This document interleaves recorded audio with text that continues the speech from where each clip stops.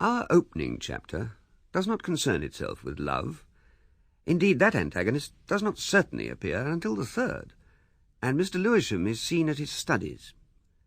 In those days, he was assistant master in the Wortley Proprietary School, Wortley, Sussex, and his wages were £40 a year, out of which he had to afford 15 shillings a week during term time to lodge with Mrs. Mundy at the little shop in the West Street. He was called Mr. to distinguish him from the bigger boys, whose duty it was to learn, and it was a matter of stringent regulation that he should be addressed as Sir. He wore ready-made clothes. His black jacket of rigid line was dusted about the front and sleeves with scholastic chalk, and his face was downy and his moustache incipient. He was a passable-looking youngster of 18, fair-haired, indifferently barbered, and with a quite unnecessary pair of glasses on his fairly prominent nose. He wore these to make himself look older, that discipline might be maintained. At the particular moment when this story begins, he was in his bedroom. To judge by the room, Mr. Lewisham thought little of love, but much on greatness. Over the head of the bed, for example, where good folks hang texts, these truths asserted themselves, written in a clear, bold, youthfully florid hand. "Knowledge is power," and "What man has done, man can do," man in the second instance referring to Mr. Lewisham. And over the yellow-painted box upon which, for lack of shelves, Mr. Lewisham's library was arranged, was a schema. In this scheme, 1892 was indicated as the year in which Mr. Lewisham proposed to take his B.A. degree at the London University with honours in all subjects, and 1895 as the date of his gold medal. "Who would control others must first control himself," remarked the wall over the washhand stand, and behind the door against the Sunday trousers was a portrait of Carlyle. These were no mere threats against the universe. Operations had begun. Attached by a drawing-pin to the roof over the washhand stand, which, the room being an attic, sloped almost dangerously, dangled a timetable. Mr. Lewisham was to rise at 5, and that this was no vain boasting, a cheap American alarm clock by the books on the box witnessed. "French until 8, said the timetable curtly. Breakfast was to be eaten in 20 minutes, then 25 minutes of literature, and then to school and duty. But just think of the admirable quality of such a scheme. Up and busy at 5, with all the world about one, horizontal, warm and dreamy-brained, if roused only to grunt and sigh and roll over again into oblivion. By 8, 3 hours clear start, 3 hours knowledge ahead of everyone. Could anything be simpler or more magnificent? In 6 years, Mr. Lewisham will have a sound, all-round education, a habit of tremendous industry, and be still but 24. Where Mr. Lewisham will be at 30 stirs the imagination. He was sitting facing the diamond-framed window, writing fast, on a second yellow box that was turned on end and empty, and the lid was open, and his knees were conveniently stuck into the cavity. Suddenly his expression changed. He was listening to a light tapping sound. It was a footfall, outside. He stood up abruptly and, stretching his neck, peered down into the street. He could see a hat, daintily trimmed with pinkish-white blossom, the shoulder of a jacket, and just the tips of nose and chin. Certainly the stranger who sat under the gallery last Sunday next the Frobishers. Then, too, he had seen her only obliquely. He watched her until she passed beyond the window-frame. He strained to see impossibly round the corner. It was a Wednesday half-holiday late in March, a spring day, glorious in amber light, dazzling white clouds and the intensest blue, casting a powder of wonderful green hither and thither among the trees, and rousing all the birds to tumultuous rejoicings, a rousing day, a clamatory, insistent day, a veritable herald of summer. "I can't fix my attention," said Mr. Lewisham. He took off the needless glasses, wiped them, and blinked his eyes. This confounded Horace and his stimulating epithets. "Did ever man have such a bother with himself as me?" he asked vaguely but vehemently. "It's self-indulgence, does it? Sitting down's the beginning of laziness." So he stood up to his work, and came into permanent view of the village street. "If she has gone round the corner by the post office, she will come in sight over the palings above the allotments," suggested the unexplored and undisciplined region of Mr. Lewisham's mind. She did not come into sight. Then, abruptly, a cloud drove across the sunlight, the glowing street went cold, and Mr. Lewisham's imagination submitted to control. Precisely as the church clock struck 5, Mr. Lewisham, with a punctuality that was indeed almost too prompt for a really earnest student, descended the narrow, curved, uncarpeted staircase and went forth to his evening preparation duty. The school door was opened by an obsequious little boy with lines to be examined. Mr. Lewisham felt a curious change of atmosphere on his entry. The door slammed behind him, an unusual sense of the greyness of a teacher's life, of the greyness indeed of the life of all studious souls, came and went in his mind. He took the lines, written painfully over 3 pages of an exercise book, and obliterated them with a huge G-E-L scrawled monstrously across each page. A flaw in that pentagram of a timetable was the absence of a clause forbidding study out of doors. It was the day after the trivial window-peeping, a day, if possible, more gracious and alluring than its predecessor, and at 12:30, instead of returning from the school directly to his lodging, Mr. Lewisham escaped and made his way, Horace in pocket, to the park gates, and so to the avenue of ancient trees that encircles the broad Wortley domain. He dismissed a suspicion of his motive with perfect success. The open air, the erect attitude, are surely better than sitting in a stuffy, enervating bedroom. The open air is distinctly healthy, hardy, simple. The day was breezy, and there was a perpetual rustling, a going and coming in the budding trees. He was mechanically trying to keep his book open in 3 places at once, at the text, the notes, and the literal translation, when his attention, wandering dangerously near the top of the page, fell over the edge and escaped with incredible swiftness down the avenue. A girl, wearing a straw hat adorned with white blossom, was advancing towards him. Her occupation, too, was literary. Indeed, she was so busy writing that evidently she did not perceive him. He noted her graceful, easy steps. A figure of health and lightness it was, sunlit, and advancing towards him. Something, as he afterwards recalled with a certain astonishment, quite outside the schema. Nearer she came, and nearer, her eyes still downcast. Still nearer. 10 yards now? 9? 8? Would she go past without looking up? Then their eyes met. She had hazel eyes, but Mr. Lewisham, being quite an amateur about eyes, could find no words for them. She looked demurely into his face. She seemed to find nothing there. She glanced away from him among the trees and passed, and nothing remained in front of him but an empty avenue, a sunlit, green-shot void. The incident was over. From far away the soughing of the breeze swept towards him, and then something large struck him on the neck, stayed for a startling moment, and drove past him up the avenue. Something vividly white, a sheet of paper, the sheet upon which she had been writing. His awkwardness vanished. Horace in hand, he gave chase, and in 10 paces had secured the fugitive document. He turned towards her, flushed with triumph, the quarry in his hand. He had, as he picked it up, seen what was written. He looked again, eyebrows rising. It had been written with a stylographic pen. Thus it ran: "Come, sharp's the word," and then again, "Come, sharp's the word," and then, "Come, sharp's the word, come, sharp's the word," and so on, all down the page, in a boyish hand, uncommonly like Frobisher minor's. "I say," said Mr. Lewisham, forgetting all his manners in his surprise. He remembered giving the imposition quite well. Frobisher minor had brought the thing upon himself. To find her doing this jarred oddly upon certain vague preconceptions he had formed of her. Somehow it seemed as if she had betrayed him. That, of course, was only for the instant. She had come up with him now. "May I have my sheet of paper, please?" she said. She was a couple of inches less in height than he. "I say," he said, with protest still uppermost, you oughtn't to do this." "Do what?" "This. Impositions. For my boys." She raised her eyebrows. "Are you Mr. Lewisham?" she asked. She knew him perfectly well, but pretending not to know, gave her something to say. Mr. Lewisham nodded. "Of all people! Then you have just found me out." "I'm afraid I have," said Lewisham. They looked at one another for the next move. "Teddy Frobisher is my cousin. I know it's very wrong, but he seemed to have such a lot to do, and to be in such trouble, and I had nothing to do. In fact, it was I who offered." She stopped and looked at him. That meeting of the eyes had an oddly disconcerting quality.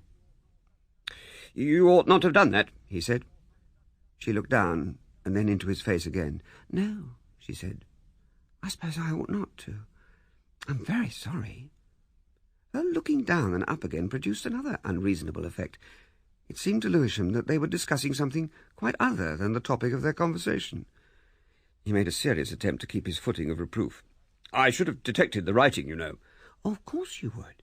It was very wrong of me to persuade him, but he seemed in such trouble, and now he will get into worse trouble for letting me—" "Oh, no," said Mr. Lewisham, perceiving an opportunity, and trying not to smile his appreciation of what he was saying.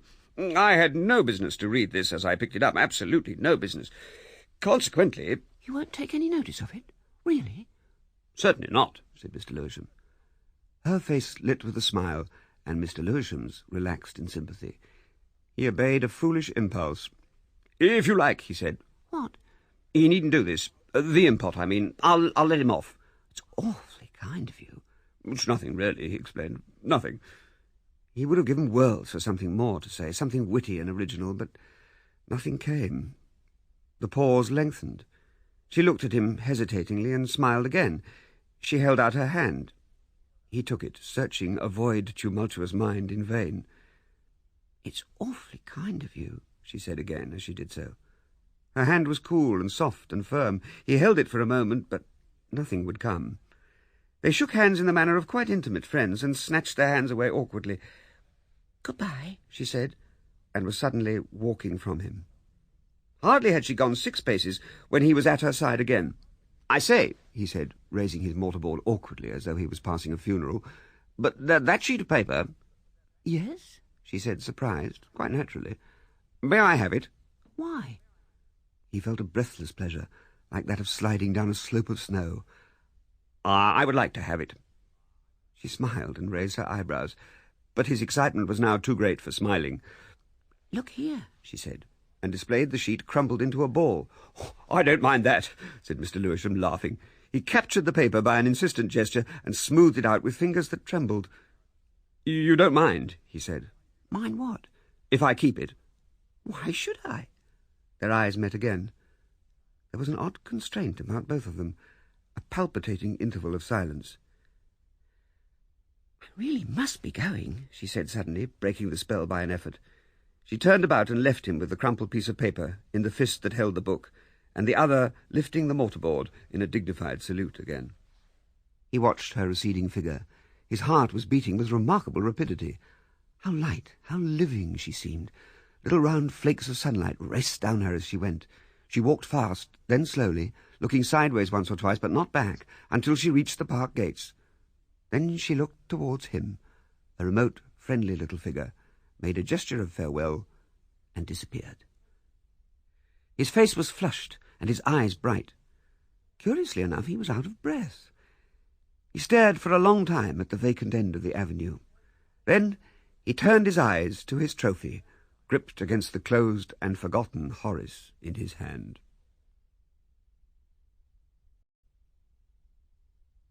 On Sunday, it was Lewisham's duty to accompany the boarders twice to church. In the evening, on the way to church, the Frobishers and their guest crossed the market square as his string of boys marched along the west side, and the guest was arrayed in a gay new dress, as if it was already Easter, and her face, set in its dark hair, came with a strange effect of mingled freshness and familiarity. He hesitated and raised his hat with a jerk, as if to Mrs. Frobisher. Neither lady acknowledged his salute, which may possibly have been a little unexpected.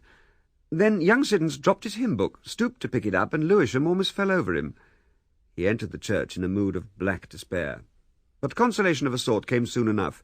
As she took her seat, she distinctly glanced up at the gallery, and afterwards, as he knelt to pray, he peeped between his fingers and saw her looking up again. She was certainly not laughing at him. The second hymn was a simple and popular one, dealing with the theme of faith, hope, and charity, and having each verse ending with the word love. At the third repetition of the refrain, Lewisham looked down across the chancel and met her eyes for a brief instant. He stopped singing abruptly. So came the great discovery like a flood across his mind, pouring over it with the cadence of the hymn and sending a tide of pink in sympathy across his forehead. He, Mr. Lewisham, was in love. He hurried back from the school to his lodging. He wanted very urgently to be alone. He went upstairs to his little room. The schema and the timetable hung in the darkness like the mere ghosts of themselves. Mrs. Mundy called him thrice to his supper. He went out immediately after it was eaten and wandered under the stars until he came over the hill behind the town again and clambered up the back to the stile in sight of the Frobishers' house. He selected the only lit window as hers. Behind the blind, Mrs. Frobisher, 38, was busy with her curl papers. Outside, Mr. Lewisham, 18, stood watching the orange oblong for the best part of half an hour until it vanished and left the house black and blank. Then he sighed deeply and returned home in a very glorious mood indeed. Before school he went through the avenue with a book and back for 30 minutes or so before afternoon school. When Mr. Lewisham was not looking over the top of his book during these periods of open-air study, then commonly he was glancing over his shoulder, and at last who should he see but— He saw her out of the corner of his eye, and he turned away at once, pretending not to have seen her, and after an interminable time, as it seemed, came a faint footfall and the swish of skirts behind him. "Mr. Lewisham?" she said, close to him, and he turned with a quality of movement that was almost convulsive. He raised his cap clumsily. "I wanted so much," she said, looking down at her feet, "to thank you for letting Teddy off, you know. That is why I wanted to see you." Lewisham took his first step beside her. "And it's odd, isn't it," she said, looking up into his face, "that I should meet you here, in just the same place?" Mr. Lewisham was tongue-tied. "Do you often come here?" she said. "Well," he considered, "now and then. In fact, I like it rather for reading and that sort of thing. It's so quiet." "I suppose you read a great deal." "I'm rather fond of reading, certainly. Are you?" "I love it." Mr. Lewisham was glad she loved reading. It was pleasant. She would understand him a little, perhaps. "Have you read Carlyle?" The conversation was now fairly under way. She had not read much Carlyle. She had always wanted to. She had heard so much about him. And she had seen his house in Chelsea. She lived quite near, she said, at least within walking distance, in Clapham. "Clapham? That's almost in London, isn't it?" he said. "Quite," she said. But she volunteered no further information about her domestic circumstances. "I hope," said Lewisham, making a resolute plunge, "perhaps while you were staying at Wortley—" He paused perceptibly, and she, following his eyes, saw a voluminous black figure approaching. "We may," said Mr. Lewisham. He had been about to challenge her to a deliberate meeting, but the apparition of Mr. George Bonover, headmaster of the Wortley Proprietary School, chilled him amazingly. "A chance to meet again, perhaps," said Mr. Lewisham, with a sudden lack of spirit. "I hope so too," she said. Mr. Bonover's features, and particularly a bushy pair of black eyebrows, were now very near, those eyebrows already raised, apparently to express a refined astonishment. And then he passed, forehead tightly reefed, so to speak, and lips impressively compressed. Mr. Lewisham raised his mortarboard, and to his astonishment Mr. Bonover responded with a markedly formal salute and the regard of a searching, disapproving eye, and so passed. Lewisham was overcome with astonishment at this improvement on the nod of their ordinary commerce. He was, he felt, singularly stupid for the rest of their conversation, and was glad, positively glad, when things came to an end. At the park gates she held out her hand. "I'm afraid I have interrupted your reading," she said. "Not a bit," said Mr. Lewisham, warming slightly. "I don't know when I've enjoyed a conversation—" "Goodbye." He stood hesitating by the lodge, and then turned back up the avenue, in order not to be seen to follow her too closely up the West Street. And then, still walking away from her, he remembered that he had not made any arrangement ever to meet her again. Mr. Bonover, having fully matured a hint suitable for the occasion, dropped it in the afternoon while Lewisham was superintending cricket practice. "By the by," he said, as if making conversation and still watching the play, "I saw you talking to a young lady in the avenue. Her face was somehow quite familiar to me. Who was she?" "She was," said Lewisham, flushing deeply with the stress on his honesty and dropping his voice to a mumble, "an old friend of my mother's." "And her name?" "Smith," said Lewisham, a little hastily, and repenting the lie even as it left his lips.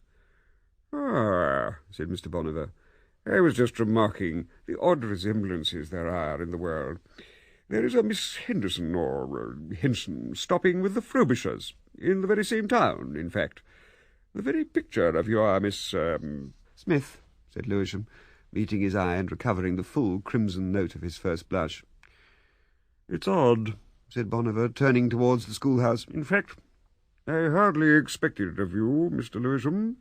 Expected what, sir?" But Mr. Bonover feigned to be already out of earshot. "Damn," said Lewisham. "Oh, damn!" A most objectionable expression, and rare with him in those days. For 4 days and some hours after Mr. Bonover's hint, Mr. Lewisham so far observed its implications as to abandon open-air study and struggle with diminishing success to observe the spirit as well as the letter of his timetable prescriptions.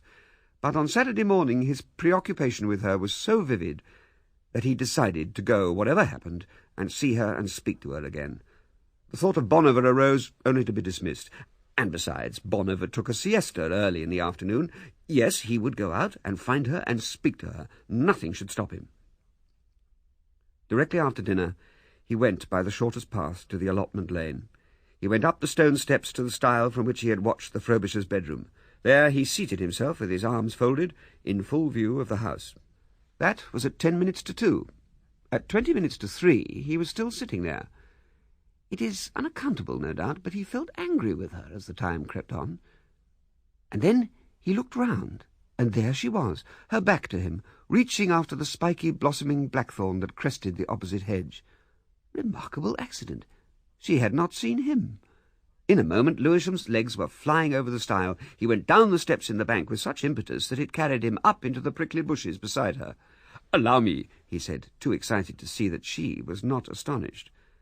"Mr. Lewisham," she said, in feigned surprise, and stood away to give him room at the blackthorn. "I knew I should see you," he said by way of answer. I felt sure I should see you today." "It was our last chance, almost," she answered, with as frank a quality of avowal. "I'm going home to London on Monday. I've got a situation. You did not know that I was a shorthand clerk and typewriter, did you? I am. I have just left the school, the Grogram School, and now there is an old gentleman who wants an amanuensis." "This lane," he said. Their talk was curiously inconsecutive. "Some way along this lane there is a gate, and that goes, it opens into the path that runs along the river bank. Have you been?" "I told Mrs. Frobisher I should be back by 4, she said. "It's a walk not to be lost." "Very well," she said, with her eyes dancing. And off these two young people went together, in a highly electrical state, to the infinite astonishment of Mrs. Frobisher, who was looking out of the attic window, stepping out manfully and finding the whole world lit and splendid for their entertainment. And neither noticed the light was out of the sky until the soft feet of the advancing shower had stolen right upon them. "Look," he said, "a shed!" And they ran together. She ran laughing and yet swiftly and lightly. They came into a little black shed in which a rusty harrow of gigantic proportions sheltered. He noticed how she still kept her breath after that run. She sat down on the harrow and hesitated. "There's room for 2 on this harrow," she said. He made inarticulate sounds of refusal, and then came and sat down beside her, close beside her, so that he was almost touching her. He felt a fantastic desire to take her in his arms and kiss her, and overcame the madness by an effort. "I don't even know your name," he said, taking refuge from his whirling thoughts in conversation. "Henderson," she said. Her eyes, her atmosphere were wonderful. He had never felt quite the same sensation before, a strange excitement, almost like a faint echo of tears. He moved his arm suddenly and placed it so that it was behind her on the frame of the harrow. "Let us go on now," she said abruptly. "The rain has stopped. I promised to be home by 4, she said. "We may never have a chance to see one another again."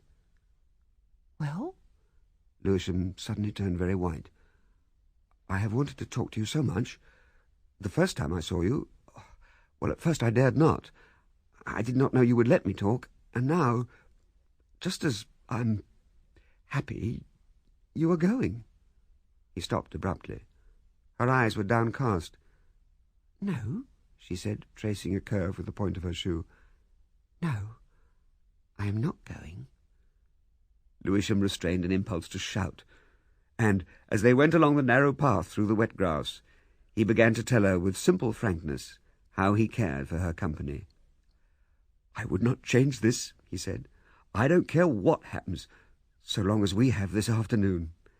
"Nor I," she said. "I can't call you Miss Henderson," he said. "You know I can't. I must have your Christian name." "Ethel," she told him. The little shop in Immering lay back behind a garden full of wallflowers, and was kept by a very fat and very cheerful little woman who insisted on regarding them as brother and sister and calling them both dearie. These points conceded, she gave them an admirable tea of astonishing cheapness. It was after they left Immering that this ramble, properly speaking, became scandalous. The sun was already a golden ball above the blue hills in the west. It turned our two young people into little figures of flame, and yet, instead of going homeward, they took the Wentworth road that plunges into the foreshore woods. "You must write to me," he said, and she told him she wrote such silly letters. "But I shall have reams to write to you," he told her. When at last they came down the long road into Wortley, the silent trees were black as ink, and the moonlight made her face pallid and wonderful, and her eyes shone like stars. Several people saw them, and wondered what the boys and girls were coming to nowadays, and one eyewitness even subsequently described their carriage as brazen. And outside the Frobishers' house, at last they parted perforce. "Goodbye," he said for the third time. "Goodbye, Ethel." She hesitated. Then suddenly she darted towards him. He felt her hands upon his shoulder, her lips soft and warm upon his cheek, and before he could take hold of her, she had eluded him and had flitted into the shadow of the house. "Goodbye," came her sweet, clear voice out of the shadow, and while he yet hesitated an answer, the door opened. He saw her, black in the doorway, heard some indistinct words, and then the door closed, and he was alone in the moonlight, his cheek still glowing from her lips. So ended Mr. Lewisham's first day with love.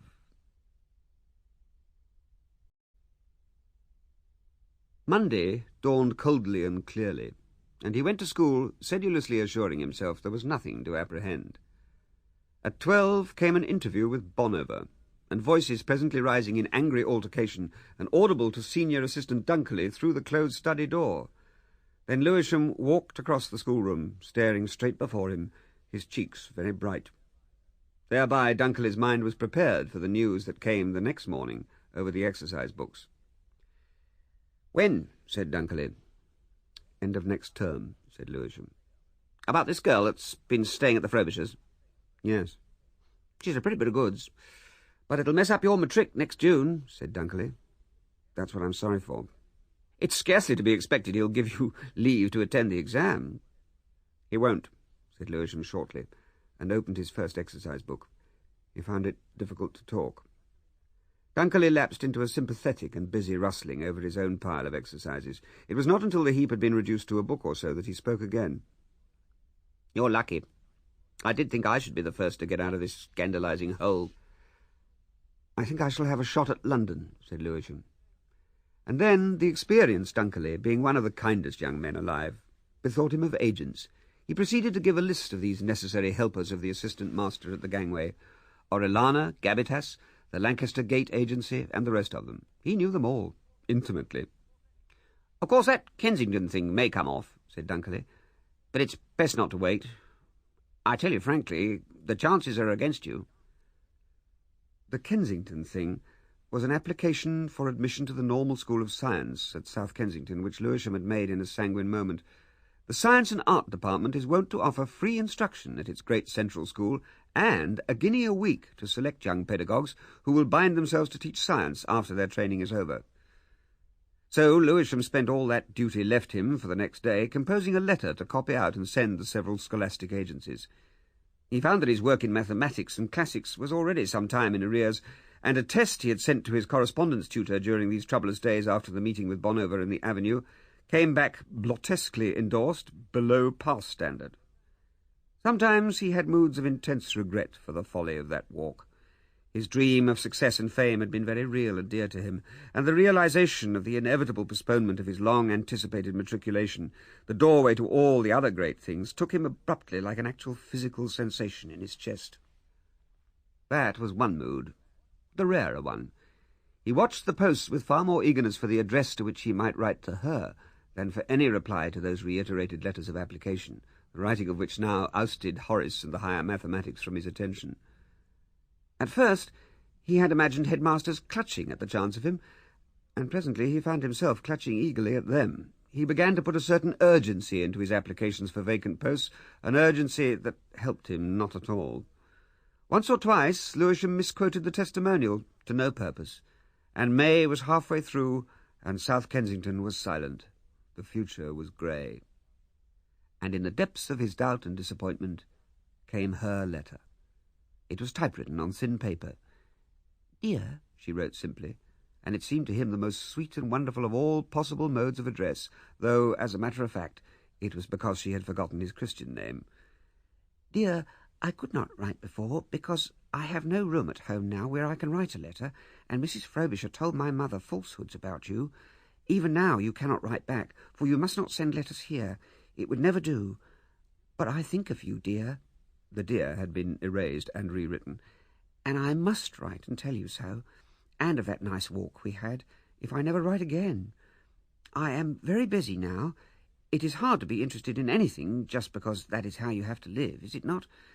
I don't know when I shall come to Wortley again, if ever, but very likely you will be coming to London.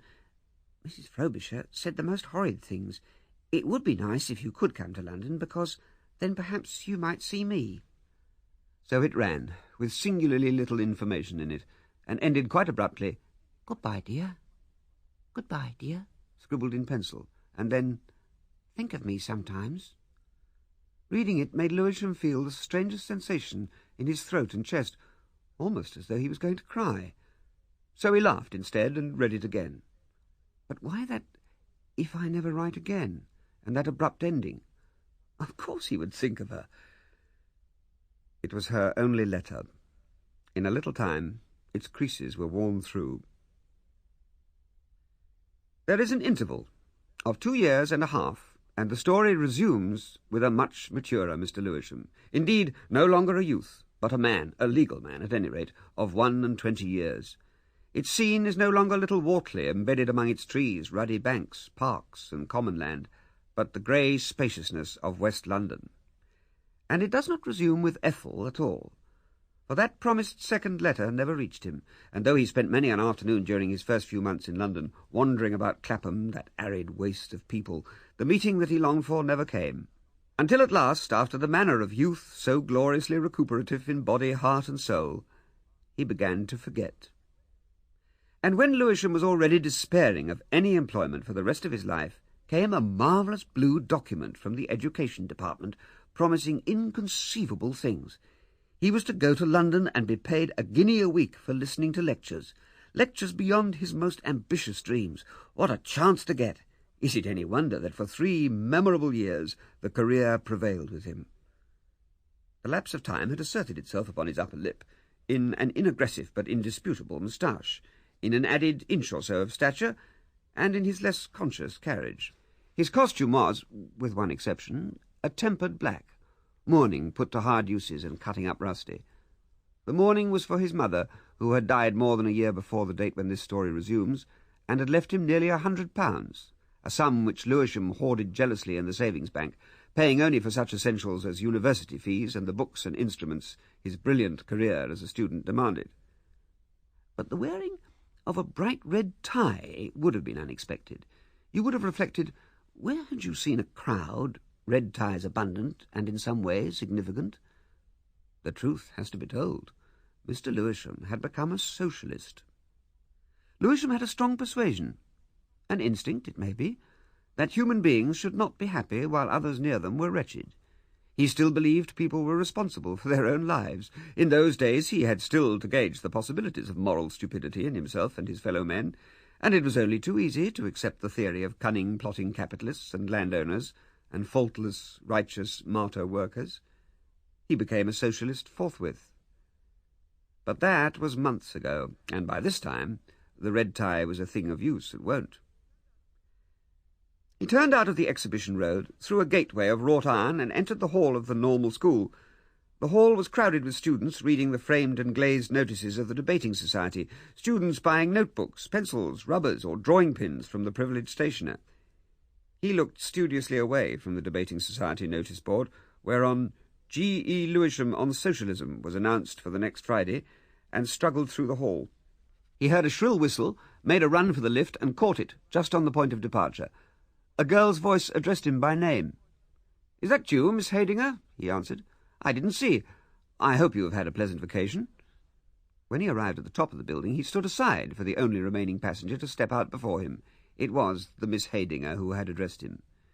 She stepped into the light, with a rare touch of colour springing to her cheeks in spite of herself. Lewisham perceived an alteration in her dress. Perhaps she was looking for and noticed the transitory surprise in his face. The previous session, their friendship was now nearly a year old, it had never once dawned upon him that she could possibly be pretty. She wore glasses, and her dress was indefinite in his memory, an amorphous dinginess. And yet he had seen a good deal of her. They were not in the same course, but he had made her acquaintance on the committee of the school debating society. Lewisham was just then discovering socialism. That had afforded a basis of conversation, an incentive to intercourse. Lewisham, for the first time in his life, began to fancy he had conversational powers. She resolved to stir up his ambitions, an easy task. She thought he had exceptional gifts, and that she might serve to direct them. She certainly developed his vanity. Lewisham spent the vacation with an unsympathetic but kindly uncle who was a plumber and builder. His uncle had a family of 6, the eldest 11, and Lewisham made himself agreeable and instructive. Moreover, he worked hard for the culminating 3rd year of his studies, in which he had decided to do great things. He also thought about Miss Haydinger, and she, it would seem, thought about him. Altogether, he had returned to the schools decidedly more interested in her than when they had parted, and the curious vague memories of her appearance as something a little frayed and careless vanished at the sight of her emerging from the darkness of the lift. Her hair was in order. As the light glanced through it, it looked even pretty, and she wore a well-made dark green and black dress that somehow gave a needed touch of warmth to her face. Her hat, too, was a change from the careless lumpishness of last year. It suited her. These things are past a male novelist's explaining. As one goes into the South Kensington Art Museum from Brompton Road, the gallery of old iron is overhead to the right, but the way thither is exceedingly devious and not to be revealed to everybody, since the young people who pursue science and art thereabouts set a peculiar value on its seclusion. And here, on a Wednesday afternoon, were Lewisham and Miss Haydinger, the Wednesday afternoon immediately following that paper upon socialism that you saw announced on the notice board in the hall. The paper had been an immense success, closely reasoned, delivered with a disciplined emotion. The reply after the debate, methodical and complete. Lewisham spoke of his future. Miss Haydinger, for the most part, watched his face. "And then?" said Miss Haydinger. "One must bring these views prominently before people. I have thought—" Lewisham paused, it is to be hoped through modesty. "Yes?" said Miss Haydinger. "Well, there is room, I think, in socialism for a Luther." "Yes," said Miss Haydinger, imagining it. "Yes, that would be a grand way." Lewisham appreciated the quality of personal emotion in her voice. He turned his face towards her and saw unstinted admiration in her eyes. "It would be a great thing to do," he said, and added quite modestly, "if only one could do it." "You could do it." "You think I could?" Lewisham blushed vividly with pleasure. "I do. Certainly, you could set out to do it. Even to fail hopelessly would be great. Sometimes—" Another pause, full, no doubt, of elevated thoughts. "I say," said Lewisham quite suddenly, "you do put, well, courage into a chap." He turned round and stood smiling at her. "You do help a fellow," he said. That was one of the vivid moments of Miss Haydinger's life. She changed colour a little. "Do I?"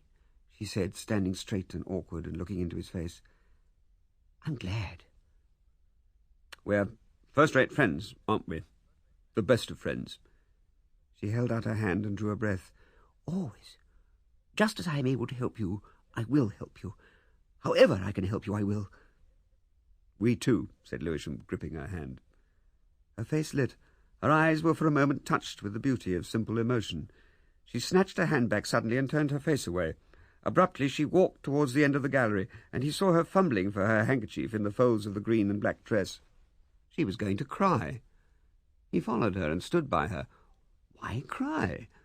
Nevertheless, he felt vaguely flattered. She controlled herself, dashed her tears away, and smiled bravely at him with reddened eyes.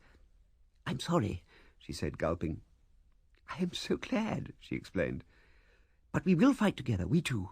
I can help you. I know I can help you. And there is such work to be done. Has it ever occurred to you," she said abruptly, "how little a woman can do alone in the world?" "Or a man," he answered after a momentary meditation. So it was Lewisham enrolled his first ally in the cause of the red tie, and of the greatness that was presently to come. Miss Haydinger declined to disbelieve in the spirits of the dead, and this led to controversy in the laboratory over tea. Smithers, the square-headed student with the hard grey eyes, argued against the spirits of the dead with positive animosity, and Lewisham, as became the most promising student of the year, weighed the evidence comprehensively under headings. He dismissed the mediumistic seances as trickery. "Rotten imposture," said Smithers loudly, and with an oblique glance to see if his challenge reached its mark. Its mark was a grizzled little old man with a very small face and very big grey eyes, who had been standing listlessly at one of the laboratory windows until the discussion caught him. He wore a brown velvet jacket and was reputed to be enormously rich. His name was Lagoon. He was not a regular attendant, but one of those casual outsiders who are admitted to laboratories that are not completely full. He was known to be an ardent spiritualist. He rose greedily to Smithers' controversial bait. "I say no," he said, calling down the narrow laboratory and following his voice. "Pardon my interrupting, sir. The question interests me profoundly. I have seen spirits, heard spirits, felt the touch of spirits." He opened his pale eyes very widely. "You may have been deceived," said Lewisham. "I can assure you. Others can see, hear, feel. I have tested, sir, every possible way. I ask you, sir, have you given the spirits a chance?" "It is only paying guineas to humbugs," said Smithers. "There you are, prejudice. Here is a man denies the facts, and consequently won't see them, won't go near them." "But you wouldn't have every man in the three kingdoms who disbelieved in spirits attend seances before he should be allowed to deny." "Most assuredly, yes. Most assuredly, yes." The argument became heated. The little old gentleman was soon under way. He invited the whole class, incontinently, to a series of special seances. So it came about that Lewisham consented to witness a spirit-raising. Miss Haydinger, it was arranged, should be there, and the sceptic Smithers, Lagoon, his typewriter, and the medium would complete the party. They were given an address in Chelsea.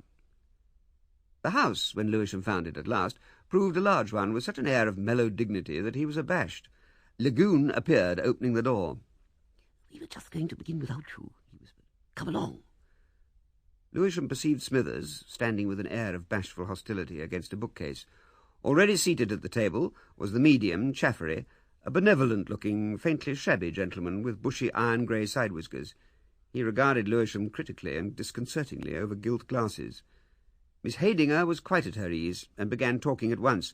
Lewisham became aware of another girlish figure in a dark dress on his right. Everyone moved towards the round table in the centre of the room, on which lay a tambourine and a little green box. The company was already seated before Lewisham looked across Lagoon and met the eyes of the girl next that gentleman. It was Ethel. The close green dress, the absence of a hat, and a certain loss of colour made her seem less familiar, but did not prevent the instant recognition, and there was recognition in her eyes. "Just leave a pinpoint of gas, Mr. Smithers, please," said Lagoon, and suddenly the one surviving jet of the gas chandelier was turned down, and they were in darkness. The moment for recognition had passed. The joining of hands was punctiliously verified. The circle was linked, little finger to little finger. Lewisham sat in the breathing darkness, staring at the dim, elusive shape that had presented that remembered face. His mind was astonishment mingled with annoyance. He had settled that this girl was lost to him forever. Suddenly, a beam of cold air came like a touch against his face and made him shudder convulsively. The musical box somewhere on the table began playing a rather trivial, rather plaintive air that was strange to him. Lewisham took himself in hand at this stage. What was happening he must attend. There was a violent rapping far away behind them, with an almost metallic resonance. Then the rap ceased, and over the healing silence the little jet of melody from the musical box played alone, and after a moment that ceased also. He started. Something had stirred on the table.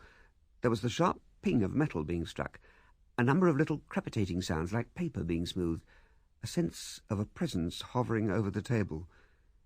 In the darkness of the table, something faintly luminous, a greenish-white patch, stirred and hopped slowly among the dim shapes.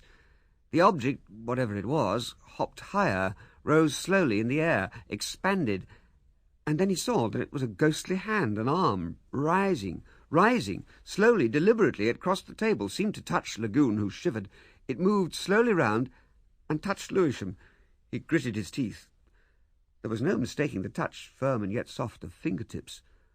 The faint oval of the tambourine rose, jangled, and Lewisham heard it pat Smithers in the face. It seemed to pass overhead. Noise.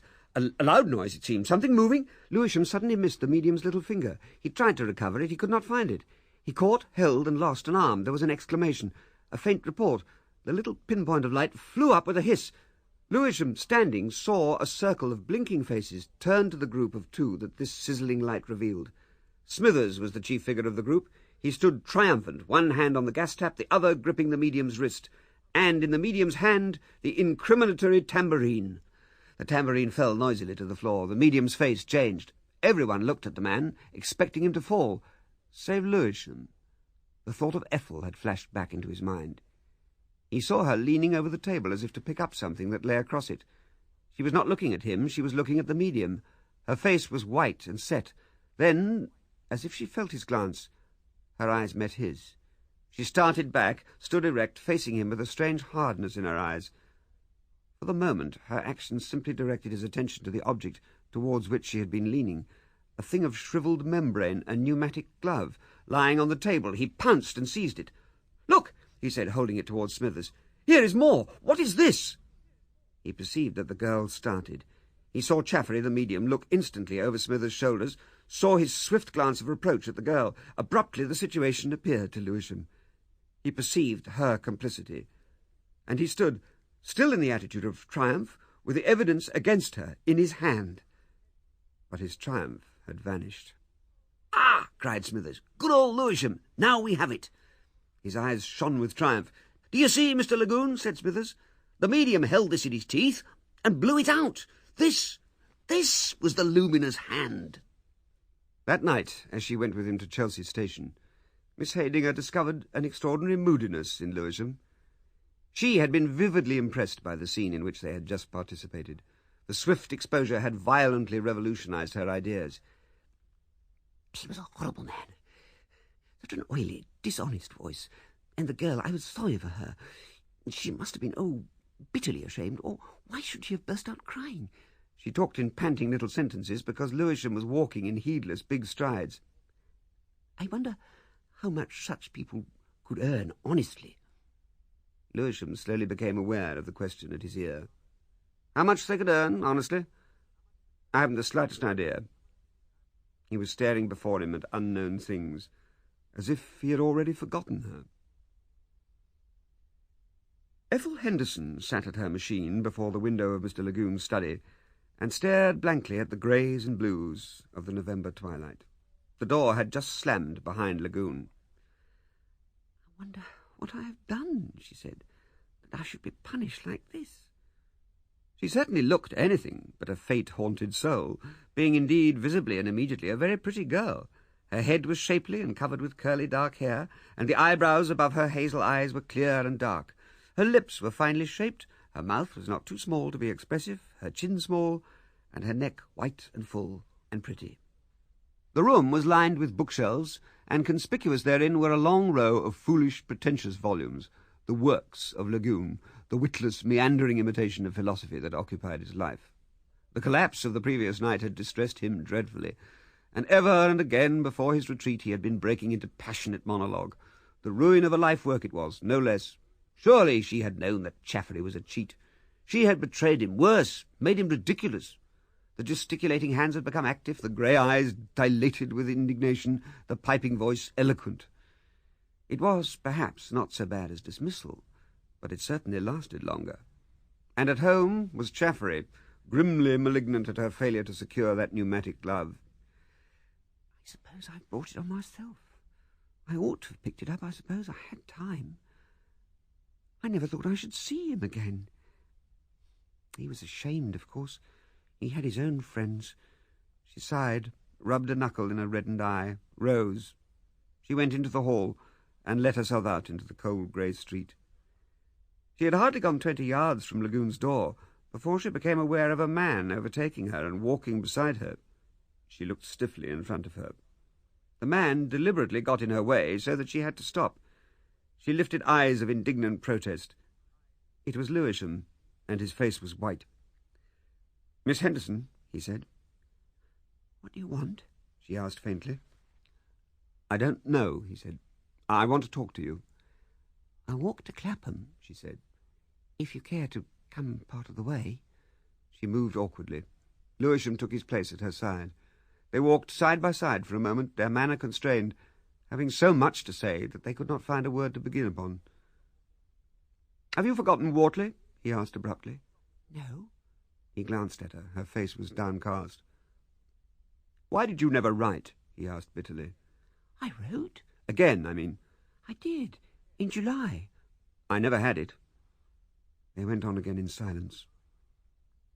"Last night," said Lewisham at length, I have no business to ask, but—" She took a long breath. "Mr. Lewisham," she said, "that man you saw, the medium, was my stepfather." Lewisham paused. "I don't care a rap what your stepfather is. Were you cheating?"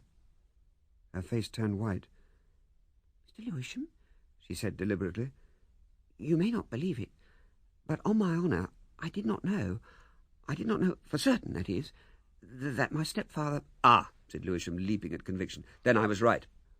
For a moment she stared at him, and then— "I did know," she said, suddenly beginning to cry. I did know, all the time." He stared at her in white astonishment. He fell behind her one step, and then in a stride came level again. "No," he said slowly. "I don't mind even that. I don't care, even if it was that." Abruptly they turned into the King's Road with its roar of wheeled traffic and hurrying foot passengers. He glanced at her face and saw that it was set again. "I understand what you mean," said Lewisham. I know I do. You knew, but you did not want to know. It was like that." "It was kind of you to come, Mr. Lewisham, but you were ashamed. You are sure to be ashamed. My employer is a spiritualist, and my stepfather is a professional medium, and my mother is a spiritualist. You were quite right not to speak to me last night." "Listen to me," said Lewisham. "It is hard to say what I feel, but I'm not going to lose you like this. I'm not going to let you slip a second time. I don't care where you are, what your people are, nor very much whether you've kept quite clear of this medium humbug. You will in future. I had to come and try to find you. It's you. I've never forgotten you. Never." "It can be no good for either of us," she said, as resolute as he, and for some way they walked in grim silence. Presently she spoke. "I wish you would leave me," she said. "You are quite different from what I am. You felt that last night. You helped find us out." They reached the junction and went on towards the common. "I live down this road," she said, stopping abruptly at a corner. "I would rather—" "But I have said nothing." She looked at him with her face white, unable to speak for a space. "It can do no good," she said. "I am mixed up with this—" She stopped. He spoke deliberately. "I shall come," he said. "Tomorrow night." "No," she whispered. "I shall come." She could hide the gladness of her heart from herself no longer. She was frightened that he had come, but she was glad. And she knew he knew that she was glad. She made no further protest. She held out her hand dumbly. And on the morrow she found him awaiting her, even as he had said. For 3 days the laboratory at South Kensington saw nothing of Lagoon, and then he came back more invincibly voluble than ever. There was a joined battle over the teacups. Lewisham, it was remarked by Miss Heydinger, made but a poor figure in this discussion. Once or twice he seemed about to address Lagoon, and thought better of it with the words upon his lips. Lagoon's treatment of the exposure was light and vigorous. "The man, Cheatherley," he said, "has made a clean breast of it. The thing is that we were at cross purposes. I told Chaffery you were beginners. He treated you as beginners, arranged a demonstration. He forged elementary effects. You can't but admit that. I don't attempt to deny it, but as he explained, the thing is necessary, justifiable. Is it dishonest, rigging a demonstration? Of course it is. Your professors do it. Well, I don't care, said Smithers. 2 wrongs don't make a right. To rig demonstrations is wrong. Oh, there I agree with you. I have spoken plainly with this man Chaffery. He is not a full-blown professor, you know, a highly salaried ornament of the Rock of Truth, like your demonstration-rigging professors here, and so I can speak plainly to him without offence. He takes quite the view that they would take, but I am more rigorous. I insist that there shall be no more of this. You mean you're going on with that chap, when he's been caught cheating under your very nose? Certainly, why not? Smithers set out to explain why not, and happened on confusion. Lagoon, flushed but cheerful, was on his way downstairs when Lewisham overtook him. "Interesting talk," panted Lewisham. "Very interesting talk, sir." "I'm glad you found it so, very," said Lagoon. There was a pause, and then Lewisham plunged desperately. "There is a young lady. She is your typewriter." "Yes," said Lagoon. "Is she a medium, or anything of that sort?" "Well," Lagoon reflected, "she is not a medium, certainly. But why do you ask?" "Oh, I wondered." "You noticed her eyes, perhaps. She is the stepdaughter of that man Chaffery. Curiously enough, I myself have fancied she might be something of a psychic. Undeveloped, of course. Only a little while ago I was speaking to Chaffery about her." "Were you?" "Yes.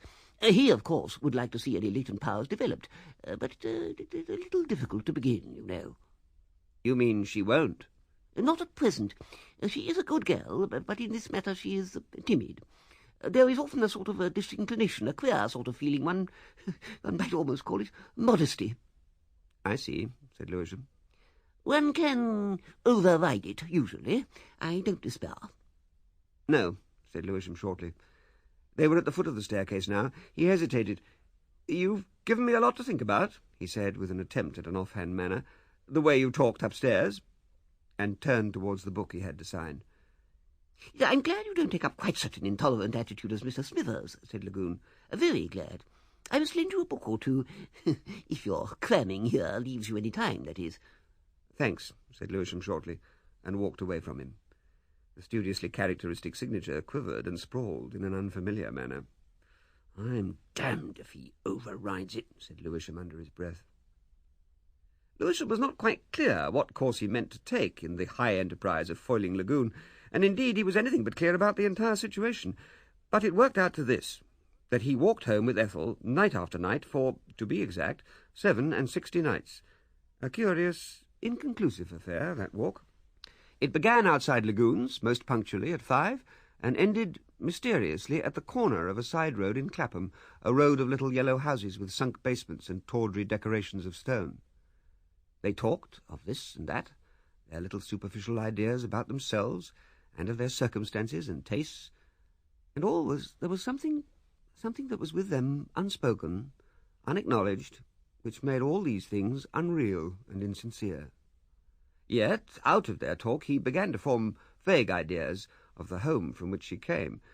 There seemed to be little sympathy between mother and daughter. The widow had been flighty in a dingy fashion, and her marriage with her chief lodger, Chaffery, had led to unforgettable sayings. It was to facilitate this marriage that Ethel had been sent to Wortley, so that was counted a mitigated evil. But these were far-off things, remote and unreal, down the long, ill-lit vista of the suburban street which swallowed up Ethel nightly. The walk, her warmth and light and motion close to him, her clear little voice and the touch of her hand, that was reality. The shadow of Chaffery and his deceptions lay indeed across all these things, sometimes faint, sometimes dark and present. There had been dreadful trouble at home about the exposure at Lagoon's. Her mother had sided with her stepfather and joined in blaming her. But was she to blame? "Of course you were not to blame," said Lewisham. Ethel did not like talking of Chaffery and these other things. "If you knew how sweet it was to forget it all," she would say, "to be just us two together for a little while." So his knowledge of the situation remained imperfect, and the weeks drifted by. Wonderfully varied were those 67 nights, as he came to remember in after life. There were nights of damp and drizzle, and then thick fogs, beautiful, isolating grey-white veils, turning every yard of pavement into a private room. The fogs passed all too soon into a hard frost, into nights of starlight and presently moonlight, and the way from Chelsea to Clapham was lengthened into a new loop down King's Road, and once even through the Brompton Road and Sloane Street, where the shops were full of decorations and entertaining things. And, under circumstances of infinite gravity, Mr. Lewisham secretly spent 23 shillings out of the vestiges of that £100 and bought Ethel a little gold ring set with pearls. With that there must needs be a ceremonial, and on the verge of the snowy, foggy common she took off her glove, and the ring was placed on her finger, whereupon he was moved to kiss her, on the frost-pink knuckle, next to an inky nail. "It's silly of us," she said. "What can we do, ever?" "You wait," he said, and his tone was full of vague promises. Christmas Eve, I know not by what deceit on her part, these young people spent together all day. They walked 16 miles that day, and parted warm and glowing. They went first along the Brompton Road, and it is well that you should have the picture of them right. Lewisham in a ready-made overcoat, blue cloth and velvet collar, dirty tan gloves, red tie, and bowler hat, and Ethel in a 2-year-old jacket and hat of curly astrakhan, both pink-cheeked from the keen air, shyly arm in arm occasionally, and very alert to miss no possible spectacle. The shops were varied and interesting along the Brompton Road, but nothing to compare with Piccadilly. "I must buy you something," said Lewisham, resuming a topic. "You mustn't waste your money. And besides, I have that ring." But Lewisham insisted. "Then, if you must, I'm starving. Buy me something to eat." An immense and memorable joke. Lewisham plunged recklessly into an awe-inspiring place with mitred napkins. They lunched on cutlets, and they drank between them a whole half-bottle of some white wine or other Lewisham selected in an offhand way from the list. Ethel was aghast at his magnificence, and drank a glass and a half. Then, as they had had enough of shops and crowds, they set off resolutely along the desolate embankment, homeward. It was a day without a flaw, or at most but the slightest speck, and that only came at the very end. "Goodbye, dear," she said. "I have been very happy today." His face came very close to hers. "Goodbye," he said, pressing her hand and looking into her eyes. She glanced round. She drew nearer to him. "Dearest one," she whispered very softly, and then, "Goodbye." Suddenly he became unaccountably petulant. He dropped her hand. "It's always like this. We are happy, I am happy, and then you were taken away." There was a silence of mute interrogations. "Dear," she whispered, "we must wait." "Wait," he said, and broke off. He hesitated. "Goodbye," he said, as though he was snapping a thread that held them together. The way from Chelsea to Clapham, and the way from South Kensington to Battersea, especially if the former is looped about a little to make it longer, come very near to each other. One night, close upon Christmas, 2 friends of Lewisham's passed him and Ethel, but Lewisham did not see them because he was looking at Ethel's face. "Did you see?" said the other girl a little maliciously. "Mr. Lewisham, wasn't it?" said Miss Haydinger in a perfectly indifferent tone. Miss Haydinger sat in the room her younger sisters called her sanctum, in her black horsehair armchair, staring into the fire, her eyes hot and her chin on her hand. "I might have guessed before," she said. "Ever since that séance it's been different." She smiled bitterly. "Some shop girl," she mused. "They're all alike, I suppose. Why should he be so deceitful? Why should he act to me? His dissection is getting behind. One can see he takes scarcely any notes." For a long time she was silent. Her face became more intent. She broke out at last into words again. "The things he might do, great things he might do. He is able, he is dogged, he is strong. And then comes a pretty face. Oh, God!" Her face, her pose, softened into self-pity. "It's no good. I shall never be happy." She saw the grandiose vision of the future she had cherished suddenly rolled aside and vanishing. The vision of her inevitable loneliness came to replace it, clear and acute. She flung herself upon her knees before the little armchair and began an incoherent sobbing prayer for the pity and comfort of God. The next day, one of the girls in the biological course remarked to her friend that Dingery had relapsed. Her friend glanced down the laboratory. "It's a bad relapse," she said. "Really, I couldn't wear my hair like that." The next day, Miss Heydinger's place was vacant. She was ill from overstudy, and her illness lasted to within 3 weeks of the terminal examination. Then she came back with a pallid face and a strenuous, unavailing industry. It was nearly 3 o'clock, and in the biological laboratory the lamps were all alight. On the door of the classroom was a list of those who had passed the Christmas examination. Lewisham ingloriously headed the second class, and Miss Heydinger's name did not appear. There was, the list asserted, one failure. So the student pays for the finer emotions. And in the spacious solitude of the museum gallery devoted to the Raphael cartoons sat Lewisham, plunged in gloomy meditation. A negligent hand pulled thoughtfully at the indisputable moustache, with particular attention to such portions as were long enough to gnaw.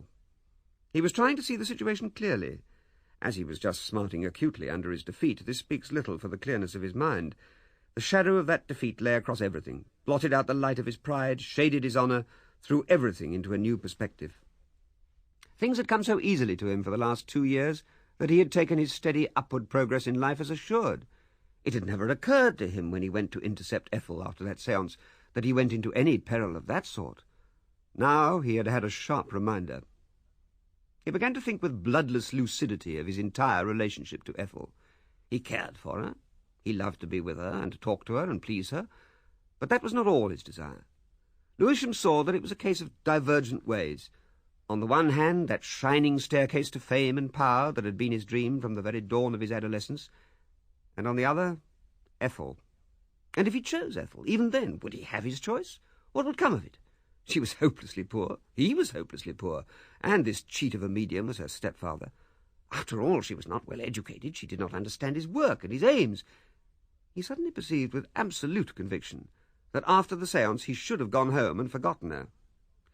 He must ask her to forego these walks home, at least until the next examination. She would understand. He had a qualm of doubt whether she would understand. He grew angry at that possibility. Yet that abandonment of walks insisted on looking mean to him. Why mean? Why should she think it mean? He grew angry again.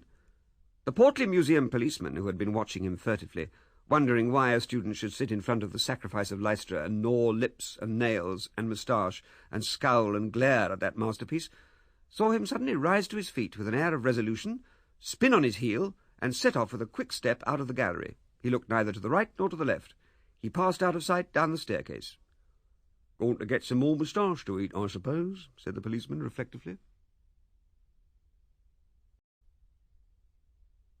The next night but one saw a new order in the world.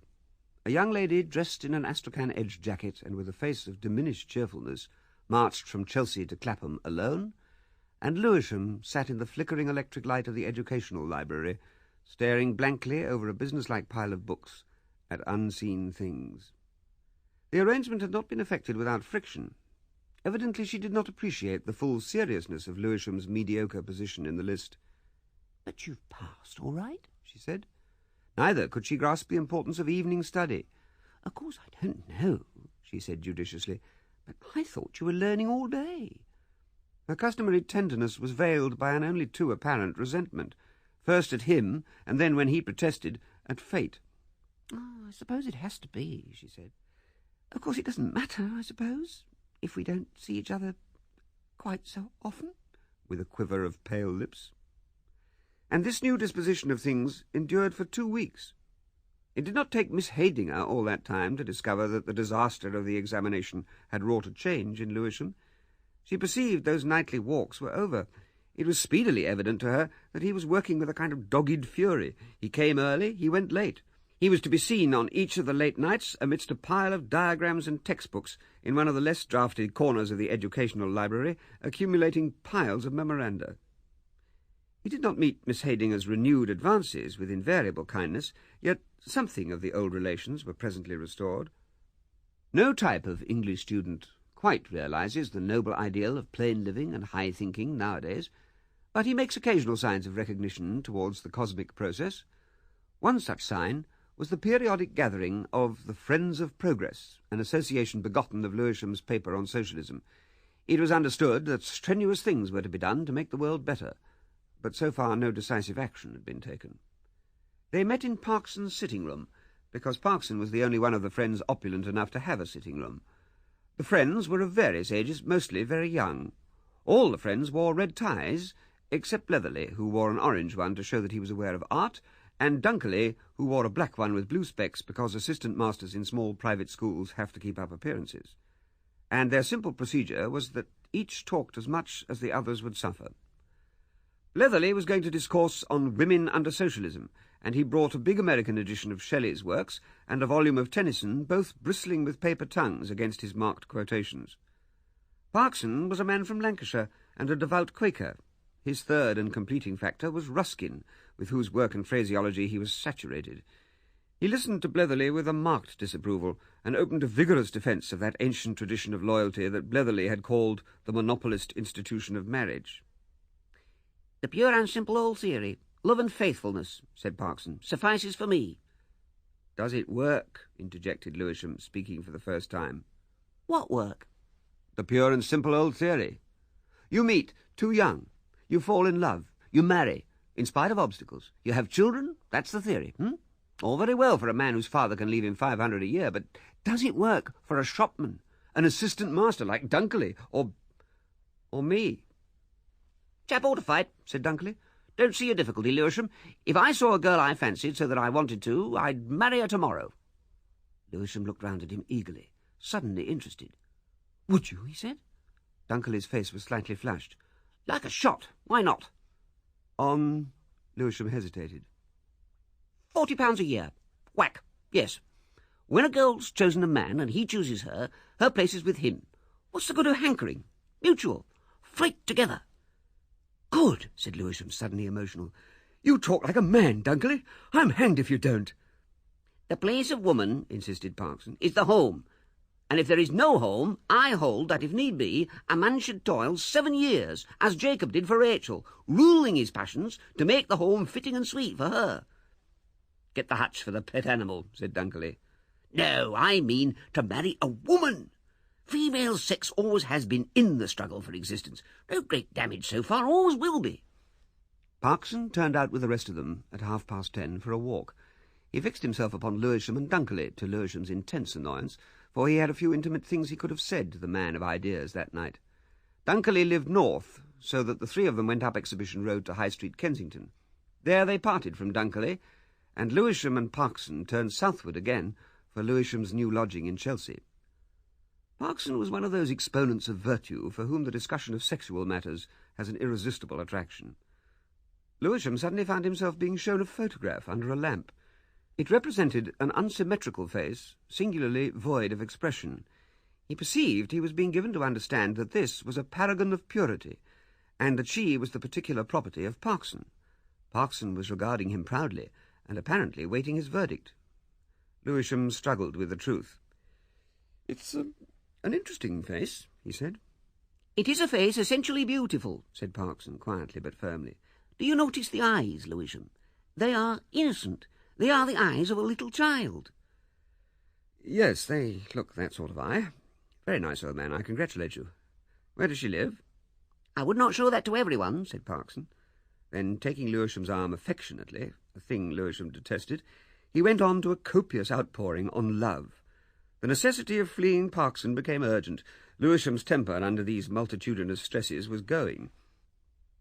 "I have often seen you talking to Miss Haydinger, if you'll pardon my saying it." "We are excellent friends," admitted Lewisham. "But here we are at your diggings."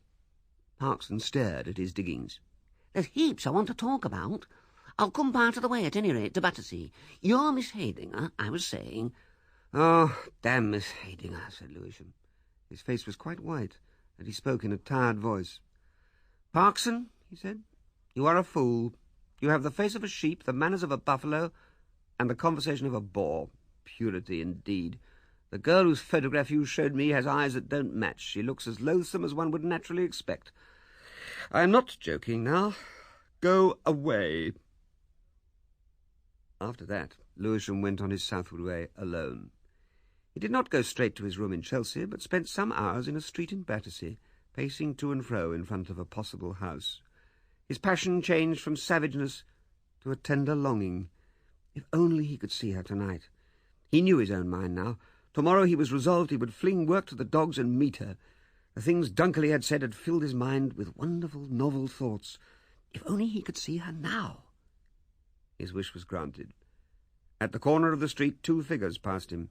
One of these, a tall man in glasses and a quasi-clerical hat, with coat-collar turned up under his grey side-whiskers, he recognized as Chaffery. The other he knew only too well. For an instant the lamplight fell upon her face and showed it white and tired. Lewisham stopped dead at the corner, staring in blank astonishment after these two figures as they receded into the haze. He was dumbfounded. A clock struck slowly. Long after the echo died away, he stood there. "She's been at a séance. She has broken her promise. She's been at a séance. She has broken her promise," sang in perpetual reiteration through his brain. And then came the interpretation. "She has done it because I have left her. She has done it because she thinks I am not in earnest. I knew she would never understand." The next morning, Lewisham learnt from Lagoon that his intuition was correct, that Ethel had at last succumbed to pressure and consented to attempt thought-reading. "We made a good beginning," said Lagoon, rubbing his hands. "I am sure we shall do well with her. Certainly she has powers." "Was much pressure necessary?" asked Lewisham by an effort. "We had considerable difficulty, considerable. But, of course, as I pointed out to her, it was scarcely possible for her to continue as my typewriter unless she was disposed to take an interest in my investigations." "You did that?" "Oh, I had to. Fortunately, Chaffery, it was his idea, I must admit." Lagoon stopped, astonished. Lewisham, after making an odd sort of movement with his hands, had turned round and was walking away down the laboratory. That night Ethel had Lewisham's company again on her way home, and the talk that night was a momentous one. "Why have you broken your promise?" he said. Her excuses were vague and weak. "I thought you did not care as much as you did," she said. "And when you stopped these walks, nothing seemed to matter. Besides, it is not like séances with spirits." "It is cheating," he said. "Well, even if what you do is not cheating, it is delusion, unconscious cheating. Why don't they thought-read each other? Why should they want you? Your mind is your own. It is sacred. Let them thought-read their daughters and hypnotize their aunts and leave their typewriters alone." "But what am I to do?" "Let him dismiss you. Let him dismiss you. You can get another place." "Not at £1 a week." "Well, then take less." She caught at a sob. "But leave London. I can't do it. I can't." "But how leave London?" Lewisham's face changed. She explained if Lagoon dismissed her, she was to go into the country to an aunt, a sister of Chaffery's who needed a companion. Chaffery insisted upon that. "Companion, they call it. I shall be just a servant. She has no servant. I can't go to his sister's," she cried. I may be a coward, but I can't." And then Lewisham saw his solution straight and clear. Suddenly his secret desire had become his manifest duty. "Look here," he said, not looking at her. "I won't have you doing any more of that damned cheating, and I won't have you leaving London." "But what am I to do?" "Well, there is one thing you can do, if you dare." "What is it?" He made no answer for some seconds. Then he turned round and looked at her. Their eyes met. The grey of his mind began to colour. Her face was white, and she was looking at him in fear and perplexity. A new tenderness for her sprang up in him, a new feeling.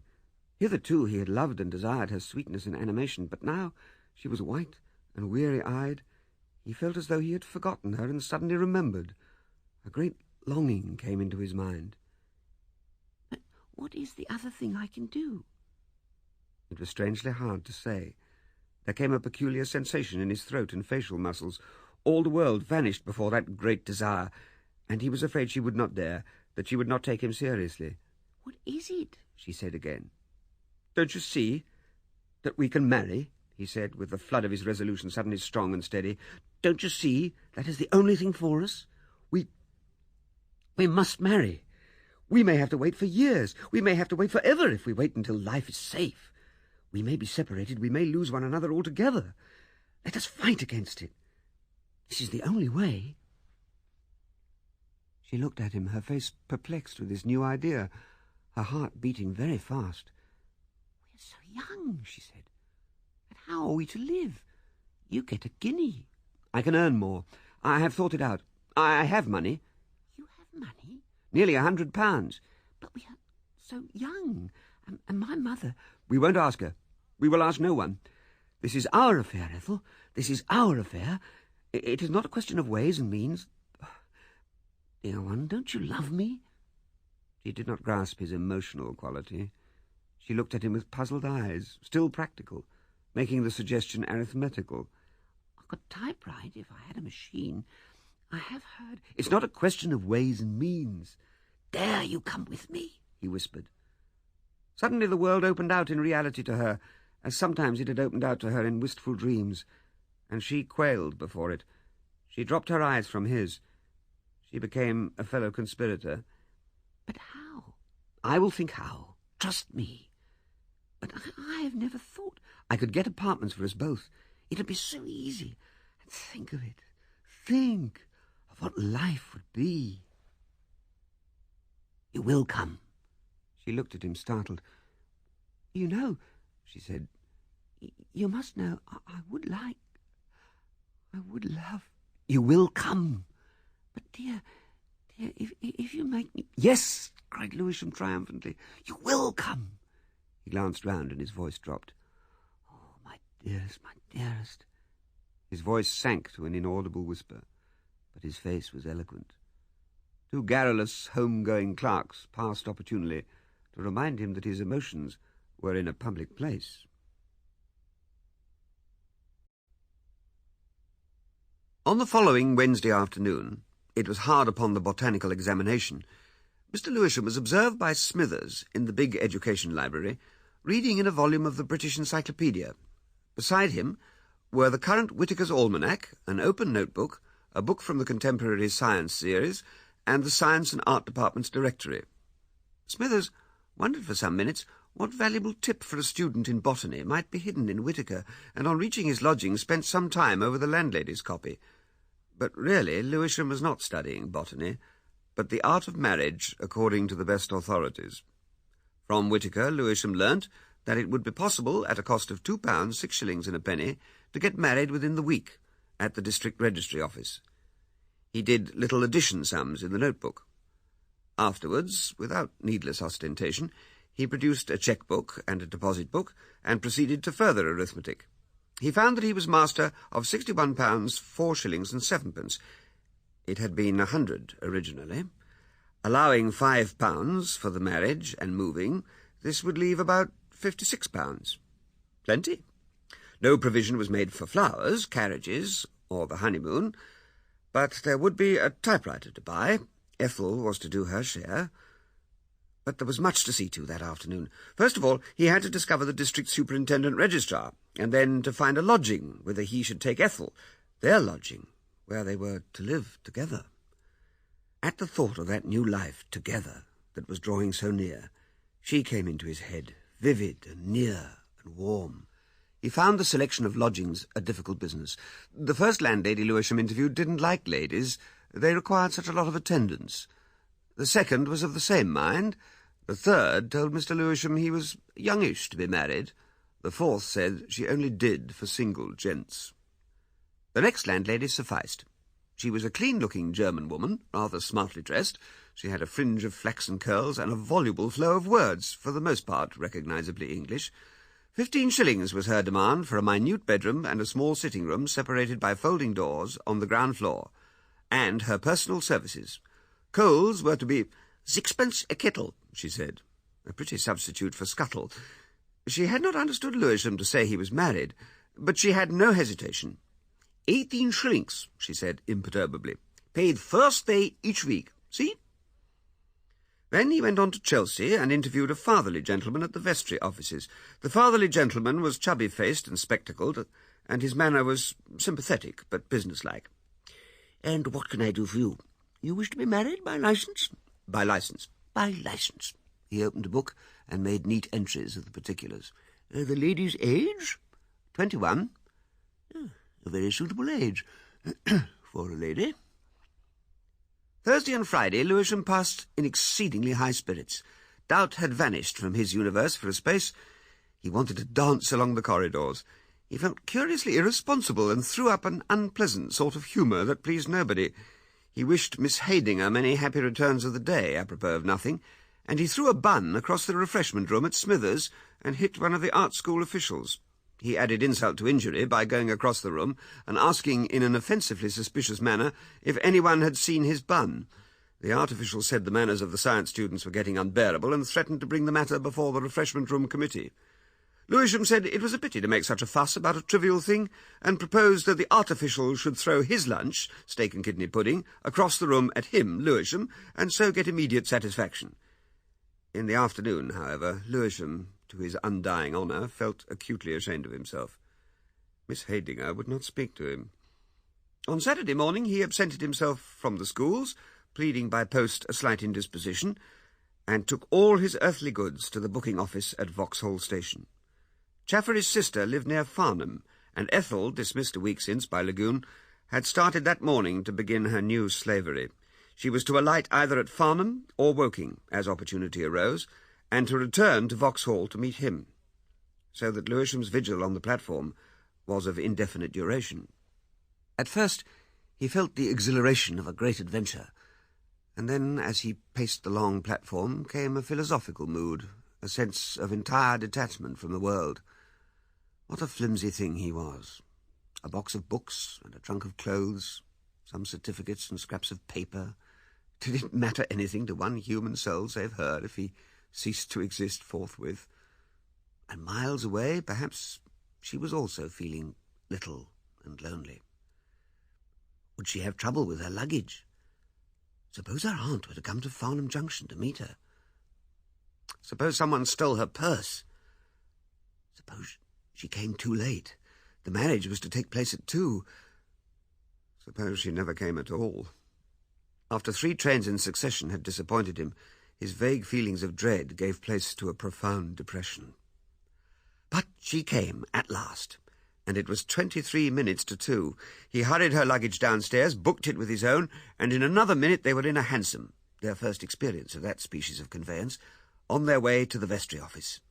They had said scarcely anything to one another, save hasty directions from Lewisham, but their eyes were full of excitement, and under the apron of the cab their hands were gripped together. The little old gentleman was businesslike but kindly.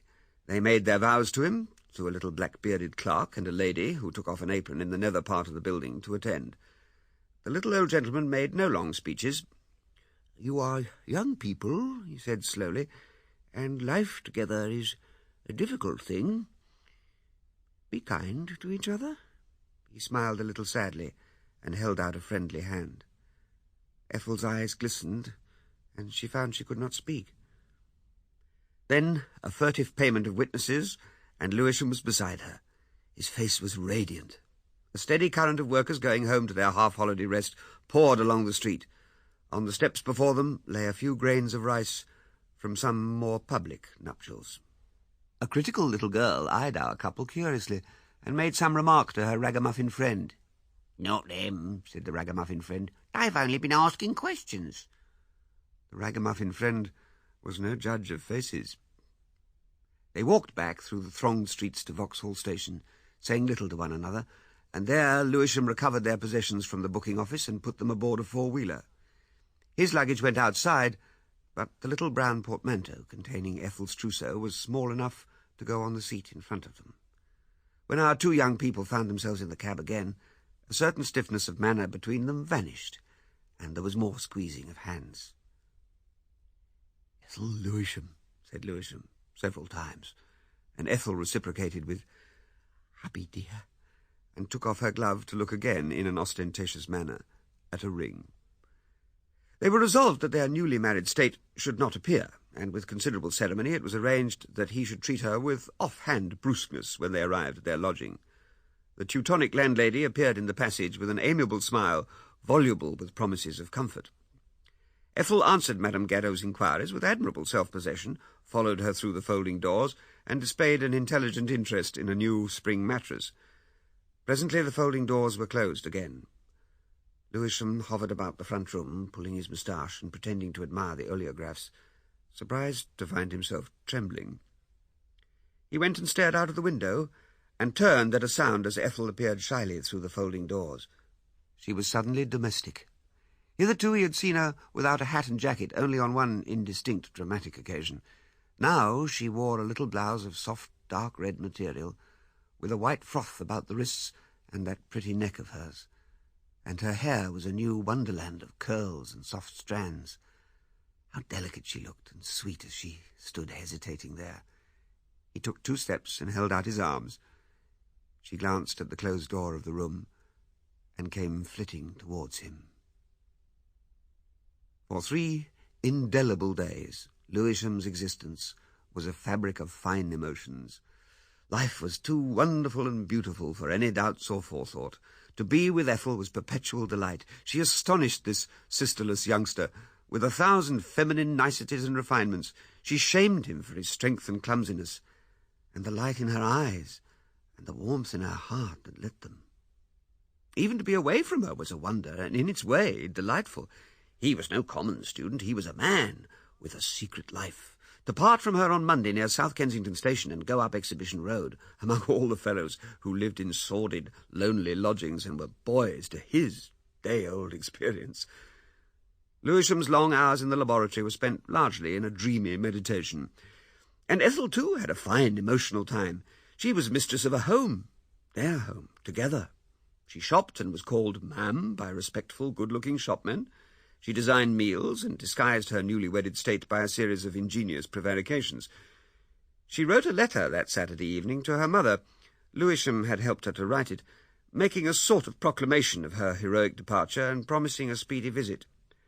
They posted the letter so that it might not be delivered until Monday. It was Lewisham had persuaded her to delay that reassuring visit until Monday night. 1 whole day of honeymoon, he insisted, was to be theirs. In his prenuptial meditations he had not clearly focused the fact that even after marriage some sort of relations with Mr. and Mrs. Chaffrey would still go on. Even now he was exceedingly disinclined to face that obvious necessity. He foresaw, in spite of a resolute attempt to ignore it, that there would be explanatory scenes of some little difficulty. "Let us at least have this little time for ourselves," he said, and that seemed to settle their position. Save for its brevity and these intimations of future trouble, it was a very fine time indeed. Their midday dinner together, for example, it was a little cold when they at last came to it on Saturday, was immense fun. There was no marked subsidence of appetite. They ate extremely well, in spite of the meeting of their souls, and in spite of certain shiftings of chairs and hand-claspings and similar delays. Their eyes were perpetually flitting about the room and coming back to mutual smiles. All their movements were faintly tremulous. "No bridesmaids," he said. "No little children scattering flowers. No carriages. No policemen to guard the wedding presents. Nothing proper, nothing right. Not even a white favour. Only you and I." By way of answer, she extended her hand. "And you know," he said, after that had received due recognition, "we have never been introduced." "Neither we have," said Ethel. "Neither we have. We've never been introduced." For some inscrutable reason, it delighted them both enormously to think that they had never been introduced. In the later afternoon, Lewisham, having unpacked his books to a certain extent, was visible to all men, visibly in the higher spirits, carrying home Ethel's shopping.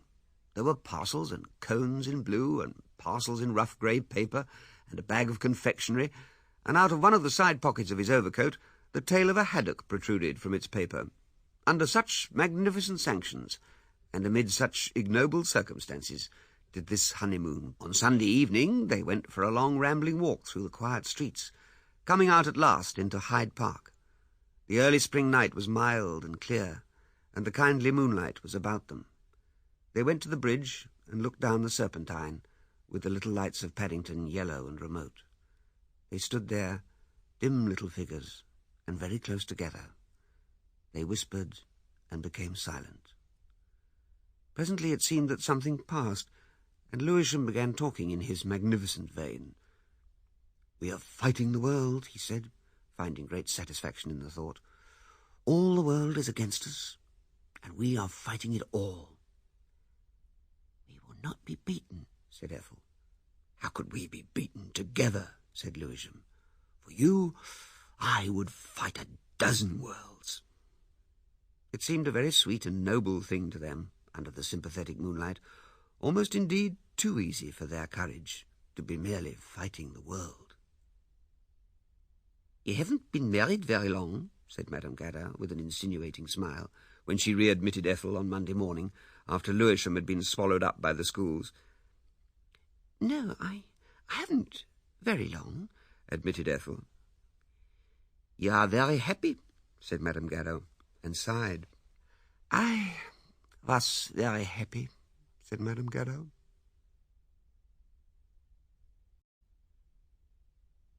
The golden mists of delight lifted a little on Monday, when Mr. and Mrs. G.E. Lewisham went to call on his mother-in-law and Mr. Chaffrey. Mrs. Chaffrey appeared in the half-light of the passage as the top of a grimy cap over Ethel's shoulder and 2 black sleeves about her neck. She emerged as a small, middle-aged woman, with a thin little nose between silver-rimmed spectacles, a weak mouth and perplexed eyes. She hesitated, peering, and then kissed Mr. Lewisham effusively. "And this is Mr. Lewisham," she said as she did so. "You'll excuse my saying that it's comforting to see you honest-like and young. Not but what Ethel—" "He's been something dreadful," said Mrs. Chaffrey. "Are we to go downstairs, Mums?" asked Ethel. "He's waiting for you there," said Mrs. Chaffrey. She held a dismal little oil lamp, and they descended a tenebrous spiral structure into an underground breakfast room, lit by gas that shone through a partially frosted globe with cut-glass stars. Chaffrey was standing with his back to the fire, trimming his fingernails with a pocket-knife. His gilt glasses were forward, and he regarded Mr. and Mrs. Lewisham over them with— Lewisham doubted his eyes for a moment, but it was positively a smile, an essentially waggish smile. "You have come back?" he said quite cheerfully over Lewisham to Ethel. "She has called to see her mother," said Mr. Lewisham. "You, I believe, are Mr. Chaffrey." "I would like to know who the deuce you are," said Chaffrey. "For thoroughgoing cheek, I'm inclined to think you take the cake. Are you the Mr. Lewisham to whom this misguided girl refers in her letter?" "I am." "Maggie," said Mr. Chaffrey to Mrs. Chaffrey, "there is a class of being upon whom delicacy is lost. Has your daughter got her marriage lines?" "Mr. Chaffrey," said Lewisham, and Mrs. Chaffrey exclaimed, "James, how can you?" Chaffrey shut his penknife with a click and slipped it into his vest pocket. Then he looked up again. "Why argue about it?" he said gaily, pointing a lean figure at Ethel's gesture, "when she has 'em in her pocket? She may just as well show me now. Thank you. Lewisham George Edgar, 21, and you 21. I never did know your age, my dear, exactly, and now your mother won't say. Student. Thank you. I am greatly obliged. Indeed, I am greatly relieved. And now, what have you got to say for yourselves in this remarkable affair?" "You had a letter," said Lewisham. "I had a letter of excuses. You did not even refer to the fact that you wanted to marry. Pure modesty. But now you have come here married. It disorganizes this household. It inflicts endless bother on people.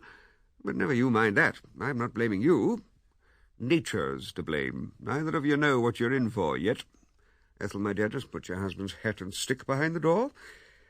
And you, sir, are so good as to disapprove of the way in which I earn my living." "Well," said Lewisham, "yes, I'm bound to say I do." "You are really not bound to say it. The modesty of inexperience would excuse you. But we must argue this out in comfort. You must stop to supper, and you and I must thresh these things out. We've involved ourselves with each other, and we've got to make the best of it. Why not sit in that chair instead of leaning on the back? This is a home, domus, not a debating society. Humble in spite of my manifest frauds. That's better. Have you ever read Matthew Arnold?" beyond my scientific reading. Ah, well, you should read Matthew Arnold, A Mind of Singular Clarity. In him you would find a certain quality that is sometimes a little wanting in your scientific men. They are apt to be a little too phenomenal, you know, a little too objective. Now, I seek after noumena. Noumena, Mr. Lewisham, if you follow me. I follow you, said Lewisham, reddening. He had not the courage to admit ignorance of this remarkable word. You state your case. I seek after noumena, repeated Chaffery with great satisfaction. I cannot do with surfaces and appearances. Must pursue the truth of things. I make a rule I never tell myself lies. Never. There are few who can say that. To my mind, truth begins at home, and for the most part stops there. You see my point of view? He glanced at Lewisham, who was conscious of an unwonted opacity of mind. It's a little surprising, you know, if I may say so, to hear you speaking of truth. Not when you understand my position. Now, that is what I am naturally anxious to make clear to you, now that we have intermarried, and now that you are my stepson-in-law. I gather from this letter and your face that you are one of the party that participated in that little affair at Lagoons. I was one of those who arranged the exposure, said Lewisham. And now you have raised the matter, I am bound to say— I knew, interrupted Chaffery. But what a shock that was for Lagoon. He looked down at his toes for a moment. The hand dodge wasn't bad, you know, he said with a queer sidelong smile. Apart from its moral merits, simply as an artistic trick, it was not bad. I don't know much about tricks. So few who undertake exposures do. You admit you never heard or thought of that before. The bladder, I mean. Yet it's as obvious as Tintax that a medium who's hampered at his hands will do all he can with his teeth. And what could be so self-evident as a bladder under one's lapel? Lewisham spoke like a man who was lifting a weight. All this, you know, is off the question. I'm not disputing your ability, but the thing is, it isn't right. Ah, we're coming to that, said Chaffery. It's evident we look at things in a different light. That's it. That's just what we've got to discuss. Exactly. Cheating is cheating. You can't get away from that. That's simple enough. Wait till I've done with it, said Chaffery with a certain zest. Of course, it's imperative you should understand my position, but here's the supper. For a little while, at any rate, we'll call a truce. Ethel had come in bearing an additional chair, and Mrs. Chaffery appeared behind her, crowning the preparations with a jug of small beer. Mr. and Mrs. Lewisham were seated facing one another, and Mrs. Chaffery sat in the broken chair because she understood its ways.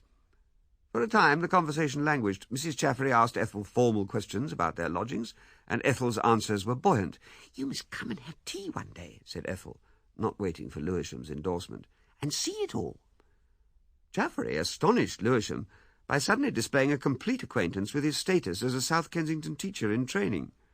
I suppose you have some money beyond that guinea, said Chaffery, off-handedly. Enough to go on with, said Lewisham, reddening. I see, but it will be a pretty close shave for all that.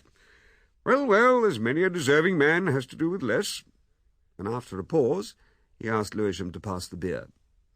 Supper finished, Chaffery invited Lewisham to smoke. Lewisham fumbled in his pocket for his Algerian cigarettes, and Chaffery, having regarded them unfavourably through his glasses, took up the thread of his promised apologia. The ladies retired to wash up the supper things. You see, said Chaffery, opening abruptly, about this cheating, I do not find life such a simple matter as you do.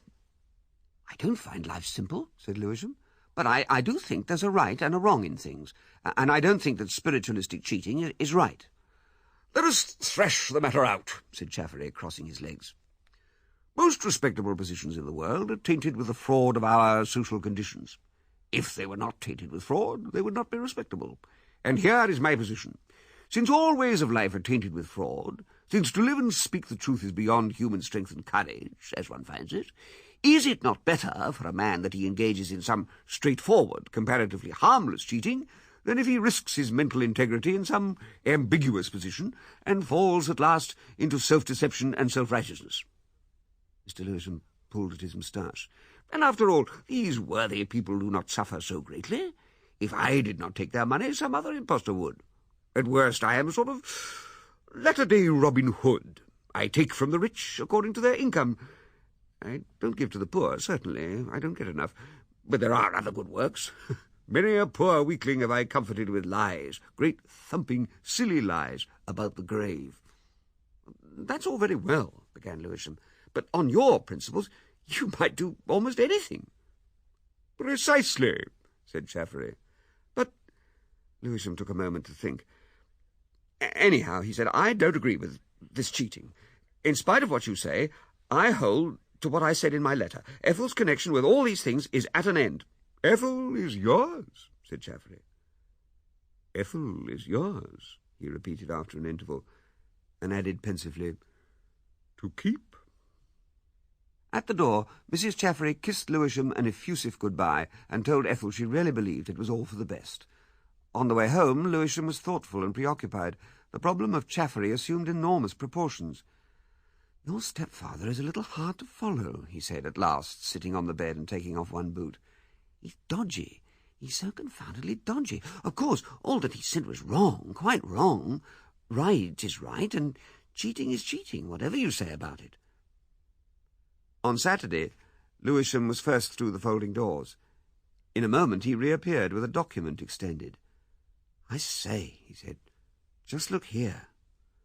She looked at the book that he held open before her, and perceived that its vertical ruling betokened a sordid import. It was Madame Gadow's first bill.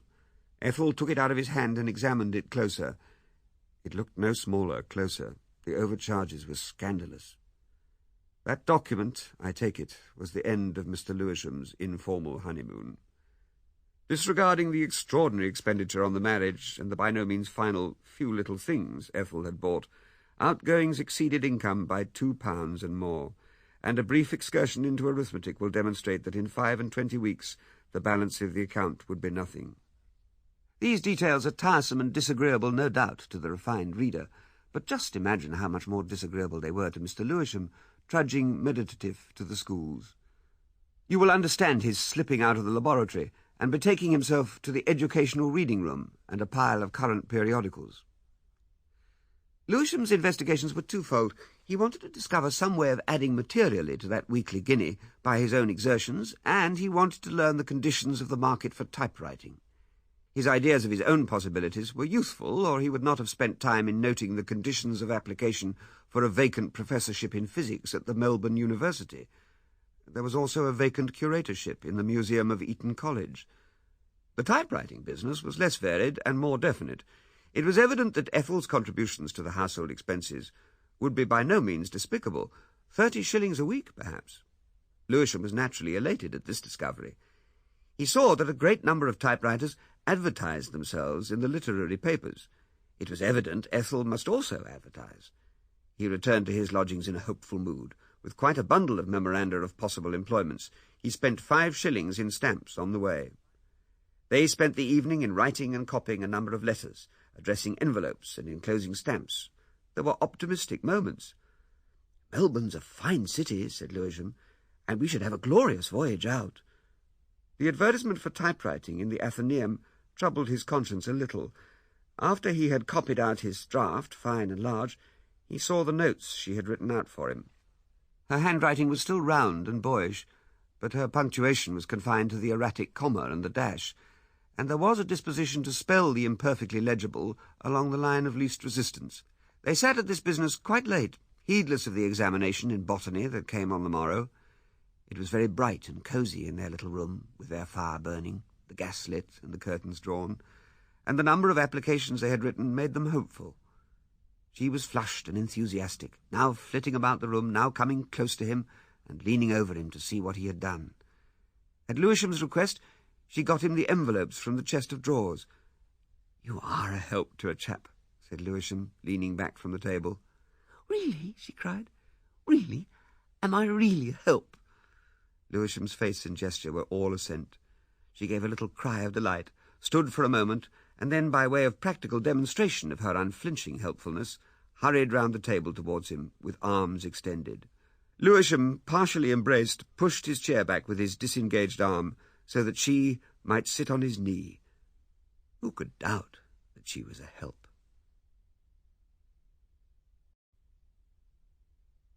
Lewisham's inquiries for evening teaching and private tuition were essentially provisional measures. His proposals for a more permanent establishment displayed a certain defect in his sense of proportion. At the outset he was inclined to regard the South Kensington scholar as the intellectual salt of the earth, and to disregard the competition of such inferior enterprises as the universities of Oxford, Cambridge, and the literate North.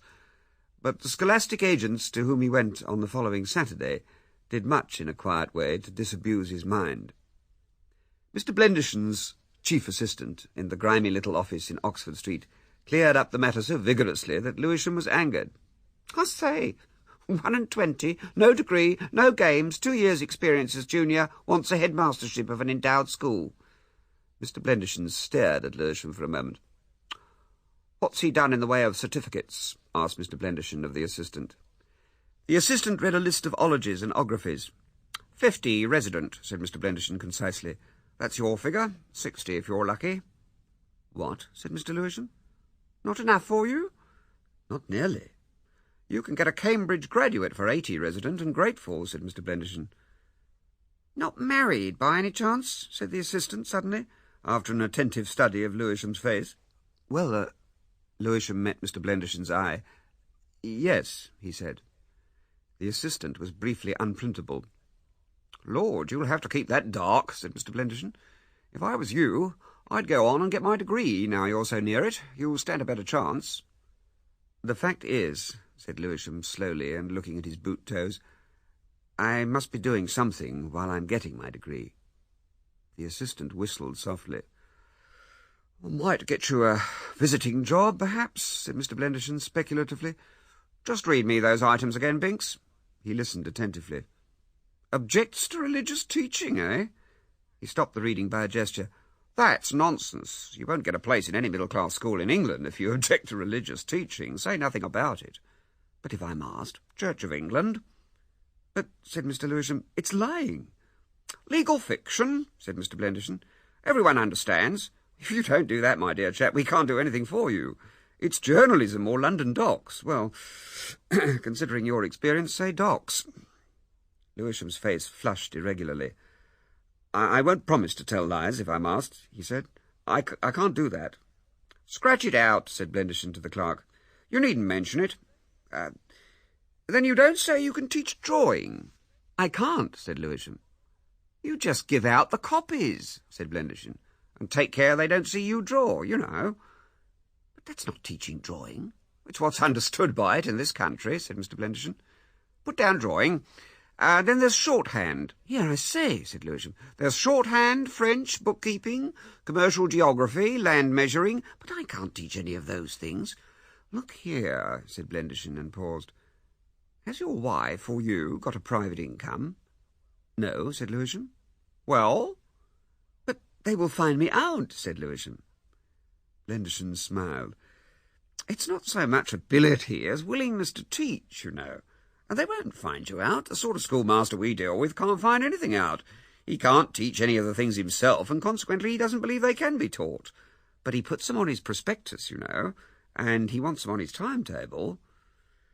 "All right," said Lewisham, catching his breath in a faint sob of shame. "Stick 'em down. But mind, a non-resident place."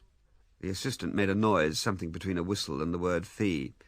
Blendersham glanced at Lewisham and nodded doubtfully. "Fee for the booking," said the assistant. £0.50.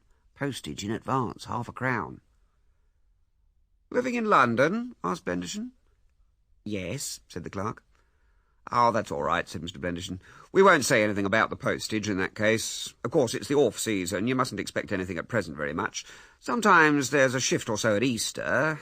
There's nothing more. Afternoon. Anyone else, Binks?" Messrs. Maskelyne, Smith and Thrums did a higher class of work than Blendersham. Indeed, so superior were Maskelyne, Smith and Thrums that they enraged Lewisham by refusing at first to put him on their books. He was interviewed briefly by a young man dressed and speaking with offensive precision. "Hardly our line," he said, and pushed Lewisham a form to fill up. "Mostly upper class and good preparatory schools here, you know." "I doubt if we shall be able to do anything for you," he said reassuringly. "But an English mastership may chance to be vacant. Science doesn't count for very much in our sort of schools, you know. Classics and good games, that's our sort of thing." "I see," said Lewisham. "You don't happen to be a public school boy?" asked the precise young man. "No," said Lewisham. "Well, were you educated?" Lewisham's face grew hot. "Does that matter?" he asked, with his eye on the other's exquisite grey trousering. In our sort of school, decidedly. It's a question of tone, you know. I see, said Lewisham, beginning to realise new limitations. You'll write, I suppose, if you have anything, he said, and the precise young man responded with alacrity to his doorward motion. Mrs. Dankson Wimborne inhabited a bank-like establishment near Chancery Lane, and without any conversation presented him with forms to fill up. Religion, asked the form. Lewisham paused and wrote, Church of England. Thence he went to the College of Pedagogues in Holborn. The College of Pedagogues presented itself as a long-bearded, corpulent, comfortable person with a thin gold watch-chain and fat hands. He wore gilt glasses, and he had a kindly, confidential manner that did much to heal Lewisham's wounded feelings. The ologies and ographies were taken down with polite surprise at their number. You ought to take one of our diplomas, said the stout man. You would find no difficulty, no competition. And there are prizes, several prizes in money. He furnished Lewisham with the particulars of the college diplomas, and proceeded to other possibilities. There's private tuition, he said. Would you mind a backward boy? Then we are occasionally asked for visiting masters, mostly by girls' schools, but that's for older men, married men, you know. I am married, said Lewisham. Dear me, said the College of Pedagogues gravely, and regarding Mr. Lewisham over gold-rimmed glasses. Dear me. And I am more than twice your age, and I am not married at all. 21. Have you been married long? A few weeks, said Lewisham. It's very remarkable, said the College of Pedagogues. Very interesting, really. Your wife must be a very courageous young person. Excuse me, you know, you will really have a hard fight for a position. However, it certainly makes you eligible for girls' schools. It does do that. To a certain extent, that is. After that, he set out to walk home. Long before he reached home, he was tired, and his simple pride in being married and in active grapple with an unsympathetic world had passed. The day was a greyish one with a dull, cold wind, and a nail in one of his boots took upon itself to be objectionable. Certain wild shots and disastrous lapses in his recent botanical examination that he had managed to keep out of his mind hitherto forced their way on his attention. For the first time since his marriage, he harboured premonitions of failure. When he got in, he wanted to sit down at once in the little creaky chair by the fire, but Ethel came flitting from the newly bought typewriter with arms extended and prevented him. "Oh, it has been dull," she said. He missed the compliment. "I haven't had such a giddy time that you should grumble," he said, in a tone that was novel to her. He disengaged himself from her arms and sat down. He noticed the expression of her face. "I'm rather tired," he said by way of apology, "and there's a confounded nail I must hammer down in my boot." "All right," she said, regarding him. And then, "You are tired. We'll have some tea, and let me take off your boot for you, dear." "Yes, I will." She rang the bell, bustled out of the room, called for tea at the staircase, came back, pulled out Madame Gadow's ungainly hassock, and began unlacing his boot. Lewisham's mood changed. "You are a trump, Ethel," he said. "I'm hanged if you're not." As the laces flicked, he bent forward and kissed her ear. The unlacing was suspended, and there were reciprocal endearments. Presently, he was sitting in his slippers with a cup of tea in his hand, and Ethel, kneeling on the hearthrug with the firelight on her face, was telling him of an answer that had come that afternoon to her advertisement in the Athenaeum. "That's good," said Lewisham. "It's a novelist," she said, with a light of pride in her eyes, and handed him the letter. "Lucas Holderness, the author of The Furnace of Sin and Other Stories." "That's first-rate," said Lewisham, with just a touch of envy, and bent forward to read by the firelight. "Dear Madam," said the letter, "I propose to send you by registered letter the manuscript of a 3-volume novel. But, of course, before doing so, I must have a satisfactory guarantee that my confidence in putting my work in your hands will not be misplaced, and that your execution is of the necessary high quality." "Oh," said Lewisham, "that's a bother. Accordingly, I must ask you for references." "That's a downright nuisance," said Lewisham. "I suppose that ass Lagoon... Oh, but what's this? Or failing references for a deposit." "Well, that's reasonable, I suppose." It was such a moderate deposit, too, merely a guinea. Even had the doubt been stronger, the aspect of helpful, hopeful little Ethel, eager for work, might well have thrust it aside. "Sending him a cheque will show him we have a banking account behind us," said Lewisham. His banking was still sufficiently recent for pride. "We will send him a cheque. That'll settle him all right." The following day, Mr. Lucas Holderness received his cheque for £1. He meditated for some time, and then took pen and ink, and improved Lewisham's careless 1 to 5, and touched up his unticked figure 1 to correspond.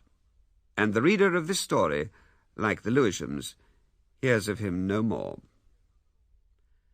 After all, the rosy love-making and marrying are no more than the dawn of things, and to follow comes all the spacious interval of white laborious light. Try as we may to stay those delightful moments, they fade and pass remorselessly. There is no returning, no recovering, only, for the foolish, the vilest peep-shows and imitations in dens and darkened rooms. We go on, we grow, at least we age. Our young couple, emerging presently from an atmosphere of dusk and morning stars, found the sky gathering greyly overhead, and saw one another for the first time clearly in the light of every day. The stress of perpetual worry was upon them, of dwindling funds and the anxious search for work that would not come, and on Ethel lay long, vacant, lonely hours in dull surroundings. Differences arose from the most indifferent things. One night Lewisham lay awake in unfathomable amazement because she had convinced him she did not care a rap for the welfare of humanity, and deemed his socialism a fancy and an indiscretion.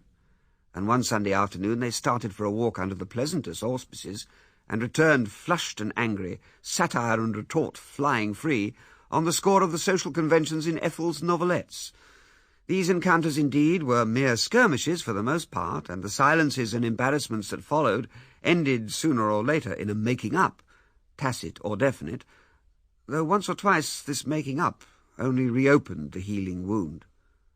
There came no work, no added income for either of them, saving 2 trifles, for 5 long months. Once Lewisham won 12 shillings in the prize competition of a penny weekly, and 3 times came infinitesimal portions of typewriting from a poet who had apparently seen the Athenaeum advertisement. His name was Edwin Peake Baines, and his handwriting was sprawling and unformed. He sent her several short lyrics on scraps of paper, with instructions that he desired 3 copies of each, written beautifully in different styles. One fragment was called Birdsong, one Cloud Shadows, and one Eryngium, but Lewisham thought they might be spoken of collectively as Bosh. By way of payment, this poet sent, in contravention of the postal regulations, half a sovereign stuck into a card, asking her to keep the balance against future occasions. In a little while, greatly altered copies of these lyrics were returned by the poet in person, with this enigmatical instruction written across the cover of each: "This style I like, only if possible more so." Lewisham was out, but Ethel opened the door, so this endorsement was unnecessary. "He's really only a boy," said Ethel, describing the interview to Lewisham, who was curious. They both felt that the youthfulness of Edwin Peake Baines detracted something from the reality of this employment. From his marriage until the final examination in June, Lewisham's life had an odd amphibious quality. At South Kensington he dwelt with theories and ideals, as a student should. At the little rooms in Chelsea, there was his particular private concrete situation, and ideals gave place to the real. It was a strangely narrow world, he perceived dimly, in which his manhood opened. The only visitors were the Chafferys. Chaffery would come to share their supper, and won upon Lewisham, in spite of his roguery, by his incessantly entertaining monologue, and by his expressed respect for and envy of Lewisham's scientific attainments. She came because Ethel, in spite of her expressed belief that love was all in all, found married life a little dull and lonely while Lewisham was away. He told no one at Kensington about his marriage, at first because it was such a delicious secret, and then for quite other reasons. So there was no overlapping. The 2 worlds began and ended sharply at the wrought iron gates. But the day came when Lewisham passed those gates for the last time, and his adolescence ended altogether. In the final examination of the biological course, the examination that signalized the end of his income of a weekly guinea, he knew well enough that he had done badly. The evening of the last day's practical work found him belated, hot-headed, beaten, with ruffled hair and red ears. He rose, surrendered his paper to the morose, elderly young assistant demonstrator, and walked down the laboratory to the door where the rest of his fellow students clustered. Miss Haydinger stood with her hat in her hand and looked at Lewisham's hot eyes. He was for walking past her, but something in her face penetrated even his disturbance. He stopped. "Are you coming up again next year?" asked Miss Haydinger. "No," said Lewisham. "No, I shall not come here again. Ever." "What will you do?" she asked. "Teaching?" "I suppose it'll be teaching. I'm not sure. Anything that turns up." "I see," she said. They went on down in silence for a time. "I was thinking, sometimes one hears of things. What is your address, so that if I heard of anything—" They exchanged addresses on leaflets torn from Miss Haydinger's little notebook. At the iron gates of the school, she said, "I'm going through Kensington Gardens." He was now feeling irritated about the addresses, and he would not see the implicit invitation. "I am going towards Chelsea." She hesitated a moment, looking at him, puzzled. "Goodbye, then," she said. "Goodbye," he answered, lifting his hat. He went thoughtfully down to the corner of the Cromwell Road, and turned to the right, so that he could see the red pile of the science schools rising fair and tall across the gardens of the Natural History Museum. He looked back towards it regretfully. He was quite sure that he had failed in this last examination. He knew that any career as a scientific man was now closed to him forever, and he remembered now how he had come along this very road to that great building for the first time in his life, and all the hope and resolves that had swelled within him as he had drawn near. He sighed, and turned his face towards the stuffy little rooms at Chelsea and the still unconquered world. It was late in September that this particular quarrel occurred. Almost all the roseate tints seemed gone by this time, for the Lewishams had been married 6 months. Their financial affairs had changed from the catastrophic to the sordid. Lewisham had found work. An army crammer named Captain Viggers wanted someone energetic for his mathematical duffers, and he paid no less than 2 shillings an hour for his uncertain demands on Lewisham's time. It was now merely a case of tiding over the interval until Viggers paid. The beginning of the quarrel was trivial enough, but by the end they got to generalities. Lewisham had begun the day in a bad temper, and as he emerged through the folding doors, he saw a letter lying among the sketchily laid breakfast things, and Ethel's attitude suggested the recoil of a quick movement. The letter suddenly dropped. Her eyes met his, and she flushed. He sat down and took the letter, a trifle awkwardly, perhaps. It was from Miss Haydinger.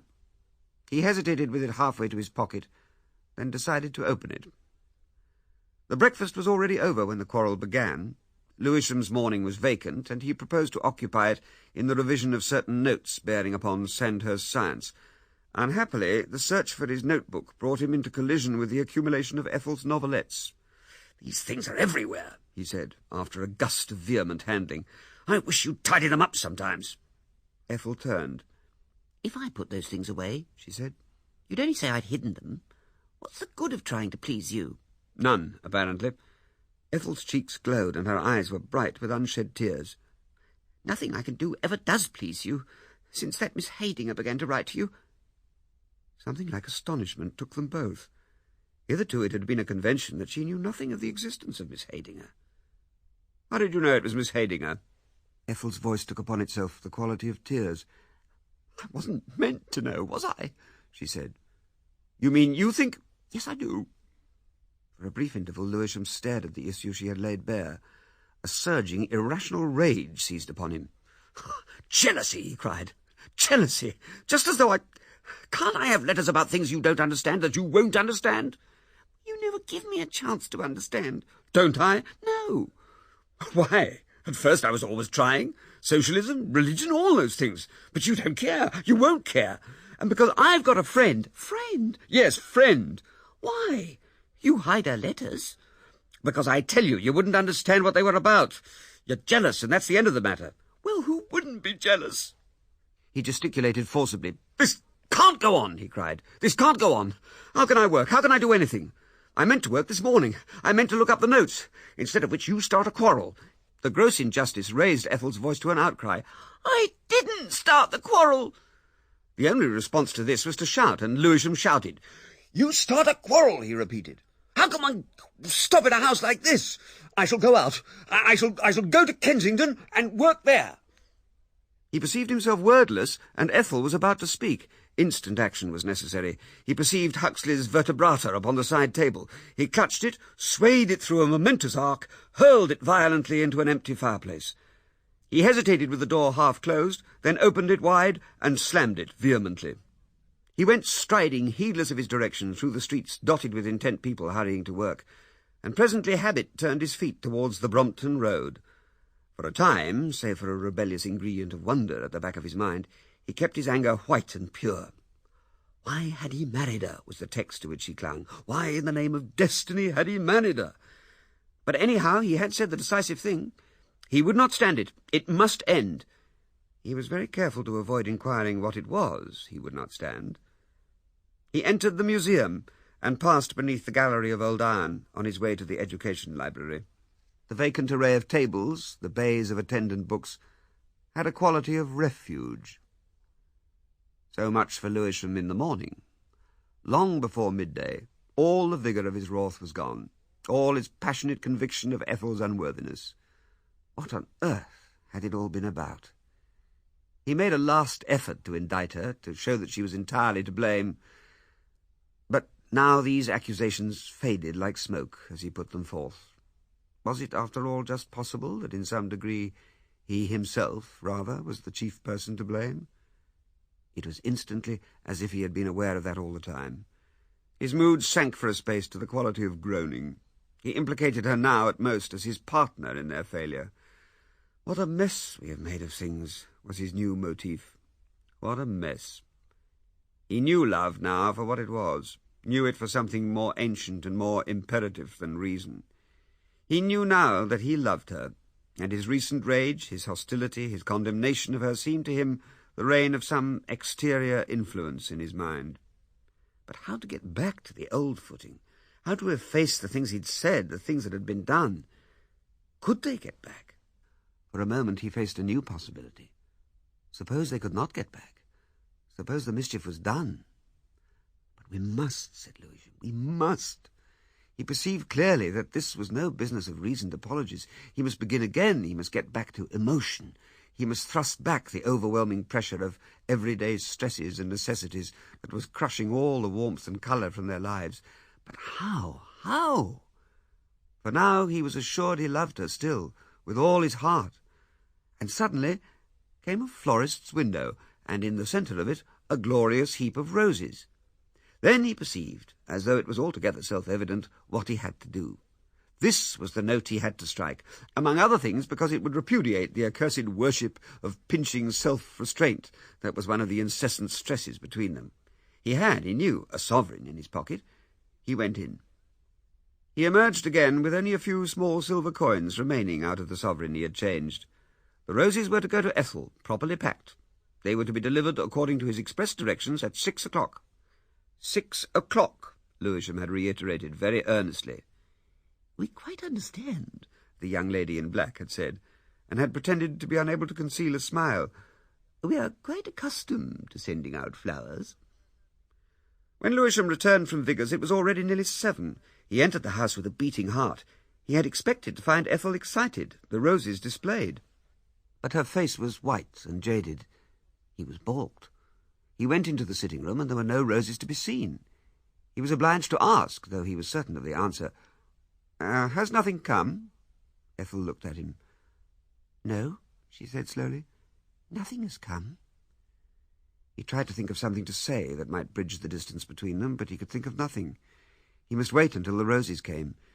He took out his books, and a gaunt hour passed to supper-time. Supper was a chilly ceremonial set with necessary over-polite remarks. He was resuming his books, and she was helping Madame Gadot's servant to clear away, when they heard a rapping at the street door. They've come at last, he said to himself, brightening, and hesitated whether he should bolt or witness her reception of them. Then he heard Chaffery's voice, and whispered a soft damn to himself. Before Mr. and Mrs. Chaffery, the Lewishams veiled whatever trouble might be between them, beneath an insincere cordiality, and Chaffery was soon talking freely, unsuspicious of their crisis. Lewisham lost something of what Chaffery was saying by reason of a rap outside. He rose, but Ethel was before him. He concealed his anxiety as well as he could, and was relieved when he heard the front door close again, and her footsteps pass into the bedroom by the passage door. He reverted to Chaffery.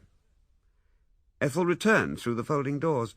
She glanced at Lewisham, remained standing for a while, and went back into the bedroom.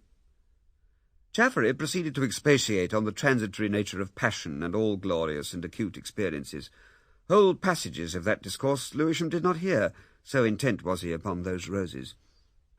Why had Ethel gone back into the bedroom? Was it possible? Presently she returned, but she sat down so that he could not see her face. Chaffery was standing to go. "I could have talked with you longer," he said, "but you have something on your mind, I see. I will not worry you by guessing what.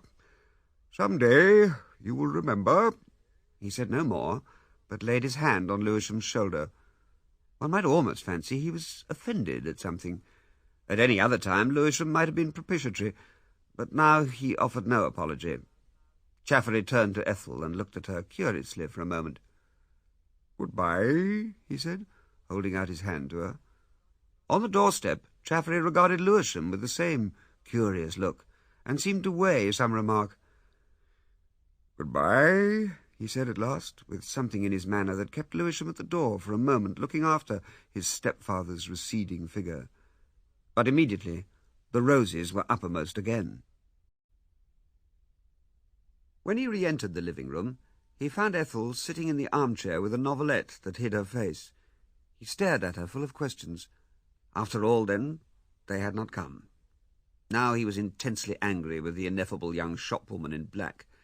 He glanced covertly at Ethel and found her looking covertly at him. He could not quite understand her expression. He fidgeted into the bedroom and stopped as dead as a pointer. He felt an extraordinary persuasion of the scent of roses. Then he saw close by his foot an enigmatical pale object, and stooping picked up the creamy petal of a rose. He stood with it in his hand, perplexed beyond measure. He perceived a slight disorder of the valance of the dressing-table, and linked it with this petal by a swift intuition. He made 2 steps, lifted the valance, and behold, there lay his roses crushed together. He gasped like a man who plunges suddenly into cold water. Ethel appeared in the half-doorway, and her expression was unfamiliar. He stared at her white face. "Why on earth did you put my roses here?" he asked. "Your roses?" she cried. "What, did you send those roses?" He remained stooping and staring up at her, realizing the implication of her words only very slowly. Then it grew clear to him. As she saw understanding dawning in his face, she uttered a cry of consternation. "You thought these came from someone else?" he said, trying to grasp this inversion of the universe. "Yes," she said, "I did." "Who?" "Mr. Baines." "That boy?" "Yes, that boy." Lewisham looked about him, a man in the presence of the inconceivable. "You mean to say you have been carrying on with that youngster behind my back?" he asked. She opened her lips to speak, and had no words to say. "I never dreamt," he said in even tones. "I don't know whether you think I'm going to stand this, but I'm not." He looked at her. She sat staring in front of her, making no attempt to cope with disaster. "Think what I have lost in this accursed marriage. I have found out you are shallow, you don't think, you can't feel things that I think and feel. I have been getting over that, but I did think you were loyal."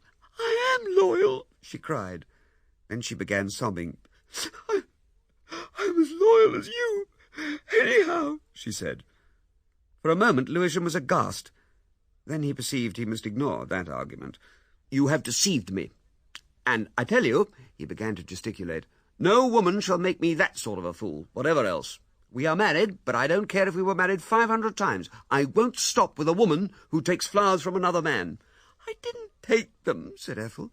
"I couldn't help it if they were sent." "You took them in. You had them. You may have been cunning, but you've given yourself away. And our life, and all this," he waved an inclusive hand at Madame Gadow's furniture, "is at an end." She glanced at his face, and his expression was remorseless. "I will not go on living with you," he said, lest there should be any mistake. "Our life is at an end." Her eyes went from his face to the scattered roses. She remained staring at these. She was no longer weeping, and her face, save about the eyes, was white. "The sooner we part, the better. I shan't stop here with you another night. I shall take my box and my portmanteau into that room and pack. I shall stop in there tonight." He kicked the scattered roses out of his way and dived beneath the bed for his portmanteau. Ethel neither spoke nor moved, but remained watching his movements. When he had taken all his personal possessions out of the bedroom, he closed the folding doors with an air of finality. He knew from the sounds that followed that she flung herself upon the bed, and that filled him with grim satisfaction. He stood listening for a space, then set about packing methodically. That was about 9 o'clock. At 11 he was still busy. Darkness came suddenly upon him. It was Madame Garraw's economical habit to turn off all her gas at that hour, unless she chanced to be entertaining friends. He felt in his pocket for matches, and he had none. He whispered curses. Ethel had a candle alight. He could see the bright yellow line that appeared beneath the folding doors. She must have the matches in the bedroom, but that was absolutely impossible. He might even have to ask her for them, for at times she pocketed matches. There was nothing for it but to stop packing. Not a sound came from the other room. He decided he would sit down in the armchair and go to sleep. He crept very carefully to the chair and sat down. Another interval of listening, and he closed his eyes and composed himself for slumber. He listened, but he could hear nothing. She was very still. She was really very still. What could she be doing? He forgot the bothers of the morrow in this new interest. He tried to dismiss his curiosity about the silence by recapitulating the story of his wrongs. Yet presently he slipped back to the remorse and regrets of the morning time. He determined he would go to sleep. He tried counting. He tried to distract his thoughts from her by going over the atomic weights of the elements. He wondered why everything was so still. Now, why should he suddenly feel afraid? He sat for a long time trying to hear some movement, his head craning forward in the darkness. He was invaded by a prevision of unendurable calamity. Presently he rose and crept very slowly towards the folding doors. He could hear nothing, not even the measured breathing of a sleeper. He pushed against the inner door very gently and opened it silently. Still there was no sound of Ethel. He opened the door wider and peered into the room. The candle had burnt down and was flaring in its socket. Ethel was lying, half undressed, upon the bed, and in her hand and close to her face was a rose. He listened hard, and his face was very white. Even now he could not hear her breathing. He came nearer, no longer heeding the sounds he made. He bent over her. He saw that her eyelashes were still wet. The pillow by her cheek was wet. Her white, tear-stained face hurt him. She was intolerably pitiful to him. He forgot everything but that, and how he had wounded her that day. And then she stirred and murmured indistinctly a foolish name she had given him. He forgot that they were going to part forever. He felt nothing but a great joy that she could stir and speak. He dropped upon his knees. She started and was awake. "I was in the other room," said Lewisham in a voice full of emotion. "Everything was so quiet. I was afraid. I did not know what had happened. Ethel, dear, is it all right?" She sat up quickly and scrutinized his face. "Oh, let me tell you," she wailed. "Do let me tell you. It's nothing. It's nothing." His arms tightened about her. "I knew it was nothing. I knew. It was so simple. Mr. Baines, something in his manner. I knew he might be silly. Only I did so want to help you." She paused, just for one instant. She saw one untellable indiscretion, as it were in a lightning flash. A chance meeting, it was a silly thing or so said, a panic, a retreat. She would have told it, had she known how, but she could not do it. She hesitated, she abolished it, untold. She went on, "Then I thought he had sent the roses, and I was frightened. I was frightened." "Dear one," said Lewisham, "dear one, I have been cruel to you. I've been unjust. I understand. I do understand. Oh, forgive me, dearest, forgive me." "I did so want to do something for you.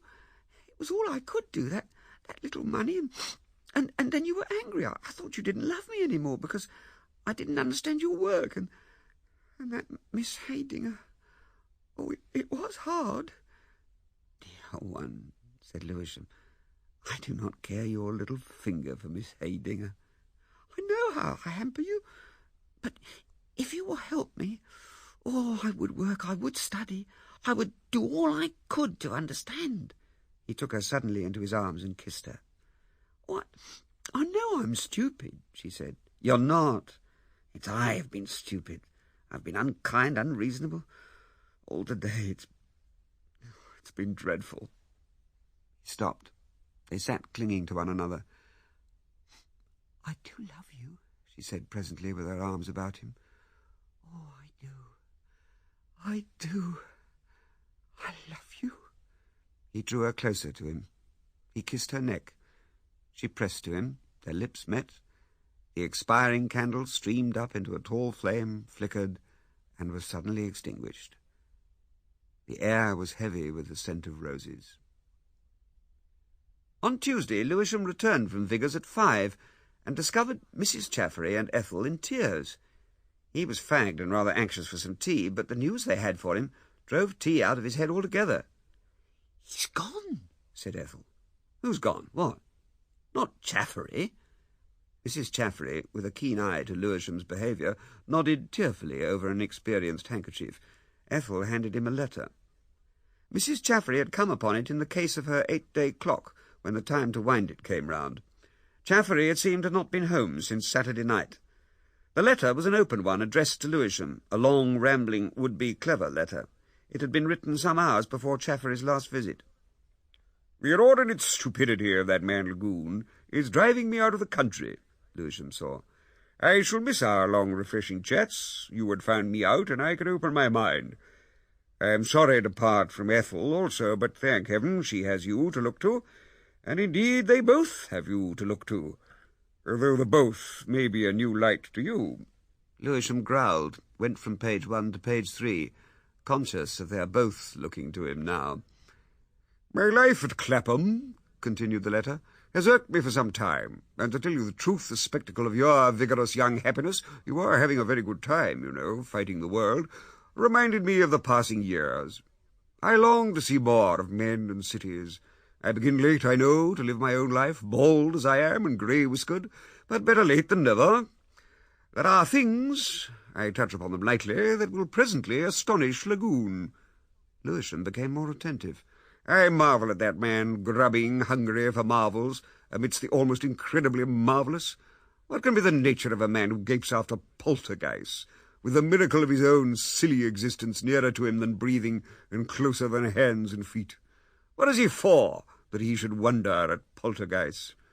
Do you believe that such a thing as Lagoon exists? I must own to the gravest doubts. But happily his banker is of a more credulous type than I. Of all that, Lagoon will tell you soon enough." Lewisham read no more. "The simple fact is, he's stolen or forged or something, and bolted." There was a pause. "What will become of Mother?" said Ethel. Lewisham looked at Mother and thought for a moment. Then he glanced at Ethel. "We're all in the same boat," said Lewisham. "I don't want to give any trouble to a single human being," said Mrs. Chaffery. "I think you might get a man his tea, Ethel," said Lewisham, sitting down suddenly. He drummed on the table with his fingers. He was chiefly occupied by the curious fact that they were all in the same boat. What an extraordinary faculty he had for acquiring responsibility. He looked up suddenly and caught Mrs. Chaffery's tearful eye, and his perplexity was suddenly changed to pity. "It's all right, Mother," he said. "I'm not going to be unreasonable. I'll stand by you." "Ah," said Mrs. Chaffery, "as if I didn't know." And Ethel came and kissed him. He seemed in imminent danger of universal embraces. He did not get to bed until nearly 2. By that time a course of action was already agreed upon. Mrs. Chaffery was tied to the house in Clapham by a long lease, and thither they must go. The ground floor and first floor were let unfurnished, and the rent of these practically paid the rent of the house. The Chafferys occupied basement and second floor. There was a bedroom on the second floor formerly let to the first floor tenants that he and Ethel could occupy, and in this an old toilet table could be put for such studies as were to be prosecuted at home. Ethel could have her typewriter in the subterranean breakfast room. Mrs. Chaffery and Ethel must do the catering and the bulk of the housework. When at last Mrs. Chaffery, after a violent and tearful kissing and blessing of them both, they were "good dear children," she said, had departed, Mr. and Mrs. Lewisham returned into their sitting-room. Mrs. Lewisham's little face was enthusiastic. "You're a trump," she said, extending the willing arms that were his reward. The next day Lewisham was too full of engagements to communicate with Lagoon, but the following morning he called and stated his case with some bluntness. "He was last here on Saturday," said Lagoon. "Have you any grounds?" "You'd better read this," said Lewisham, repressing a grim smile, and he handed Lagoon Chaffery's letter. Lagoon blew out his cheeks in the most astonishing way, but made no other sign. "Dear, dear," he said at last. "My bankers." He looked at Lewisham with the exaggerated mildness of his spectacled eye. "What do you think it means?" he asked. "Has he gone mad?" "I should look at my cheque-book, if I were you." Lagoon produced some keys and got out his cheque-book. He turned over the counterfoils. "There's nothing wrong here," he said, and handed the book to Lewisham. Said Lewisham. "I say, is this right?" He handed back the book to Lagoon, open at the blank counterfoil of a cheque that had been removed. Lagoon stared and passed his hand over his forehead in a confused way.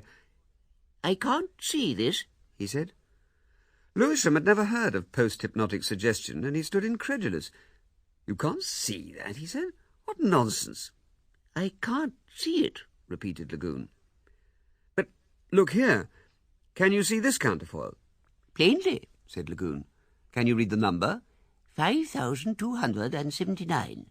"Well, and this?" 5,281.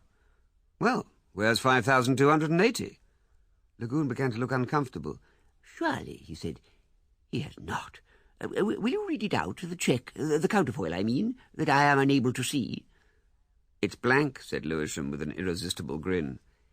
"I'm afraid," said Lagoon, "that I have been shabbily treated. Mr. Chaffery is a man of indisputable powers, but I am very much afraid, that he has abused the conditions of the experiment. All this and his insults touch me rather nearly." He paused. Lewisham rose. "Do you mind if you come again?" asked Lagoon with gentle politeness. Lewisham was surprised to find himself sorry. When he saw Lagoon again, he learnt the particulars of Chaffery's misdeed. He had induced Lagoon, when hypnotized, to sign a blank cheque as an autograph. "The strange thing is," explained Lagoon, "it's doubtful if he's legally accountable. The law is so peculiar about hypnosis, and I certainly signed the cheque, you know." The little man, in spite of his losses, was now almost cheerful again, on account of a curious side issue. "Consider this. The amount of my balance is a secret between me and my bankers, but he drew it all in one cheque, within 17 and sixpence of the total, and the total was over £500. Now, how do you account for that, eh? Give a materialistic explanation that will explain away all that." "I think I can," said Lewisham. "Well, what is it?" Lewisham nodded towards a little drawer of the bureau. "Don't you think perhaps," a little ripple of laughter passed across his mind, "he had a skeleton key?" Lagoon's face lingered amusingly in Lewisham's mind as he returned to Clapham, but after a time that amusement passed away. He declined upon the extraordinary fact that Chaffery was his father-in-law, Mrs. Chaffery his mother-in-law, that these two and Ethel constituted his family, his clan, and that grimy, graceless house up the Clapham hillside was to be his home. And a year ago, except for a fading reminiscence of Ethel, none of these people had existed for him. The thing took him suddenly as being laughable, and he laughed. His laugh marked an epoch. Never before had Lewisham laughed at any fix in which he had found himself. The enormous seriousness of adolescence was coming to an end. The days of his growing were numbered. Now, although Lewisham had promised to bring things to a conclusion with Miss Haydinger, he did nothing in the matter for 5 weeks. In that time their removal from Madame Gadow's into the gaunt house at Clapham was accomplished, and the young couple settled themselves into the little room on the second floor, even as they had arranged. And there it was that suddenly the world was changed, was astonishingly transfigured by a whisper. It was a whisper with Ethel's arms about him and Ethel's hair streaming down so that it hid her face from him. And he too had whispered, dismayed perhaps a little, and yet feeling a strange pride a strange, novel emotion, feeling altogether different from the things he had fancied he might feel when this thing that he had dreaded should come. Suddenly he perceived finality, the advent of the solution, the reconciliation of the conflict that had been waged so long. Hesitations were at an end. Next day he wrote a note, and 2 mornings later went over the bridge to Battersea Park. There, waiting for him by a seat where once they had met before, he found Miss Heydinger pacing. "You have something to tell me," said Miss Heydinger abruptly. Lewisham changed colour a little. "Oh, yes," he said. "The fact is—" He affected ease. "Did I ever tell you I was married?" "Married?" For a moment neither spoke. Lewisham stood without dignity, staring at the dahlias of the London County Council, and Miss Heydinger stood regarding him. "I might have known," she said. "I might have known. Tell me some more. Tell me about her." Lewisham did. The whole thing was abominably disagreeable to him, but it had to be done. He had promised Ethel it should be done. "And you were married before the second examination?" "Yes," said Lewisham. "I suppose you had to do it," she said presently, with her eyes on his profile. Lewisham began the second and more difficult part of his explanation. "There's been a difficulty," he said, "all the way along. I mean, she knows you write to me, and she knows you write about socialism and literature and things we have in common, things she hasn't." "And she objects?" "No," said Lewisham, lying promptly. "She doesn't object." "Well?" said Miss Heydinger, and her face was white. "She feels that— she does not say, of course, but I know that she feels that it is something she ought to share, and it shames her. Don't you see how it hurts her?" She spoke at last with an effort. "That it hurts me," she said, and grimaced and stopped again. "You love her?" "I wonder if it's that makes the difference. Things are so complex. Love means anything or nothing. I know you better than I do her. You know me better than she will ever do. I could tell you things I could not tell her. Only—" "You love her?" "Yes," said Lewisham lamely and pulling at his moustache. "I suppose that must be it." For a space neither spoke. Then Miss Heydinger said, "To think of this end to it all, that all your promise. What is it she gives you that I could not have given? Why should I give up that much of you that is mine? If she could take it, but she cannot take it. If I let you go, you will do nothing. All this ambition, all these interests will dwindle and die. And she will not mind. She will not understand.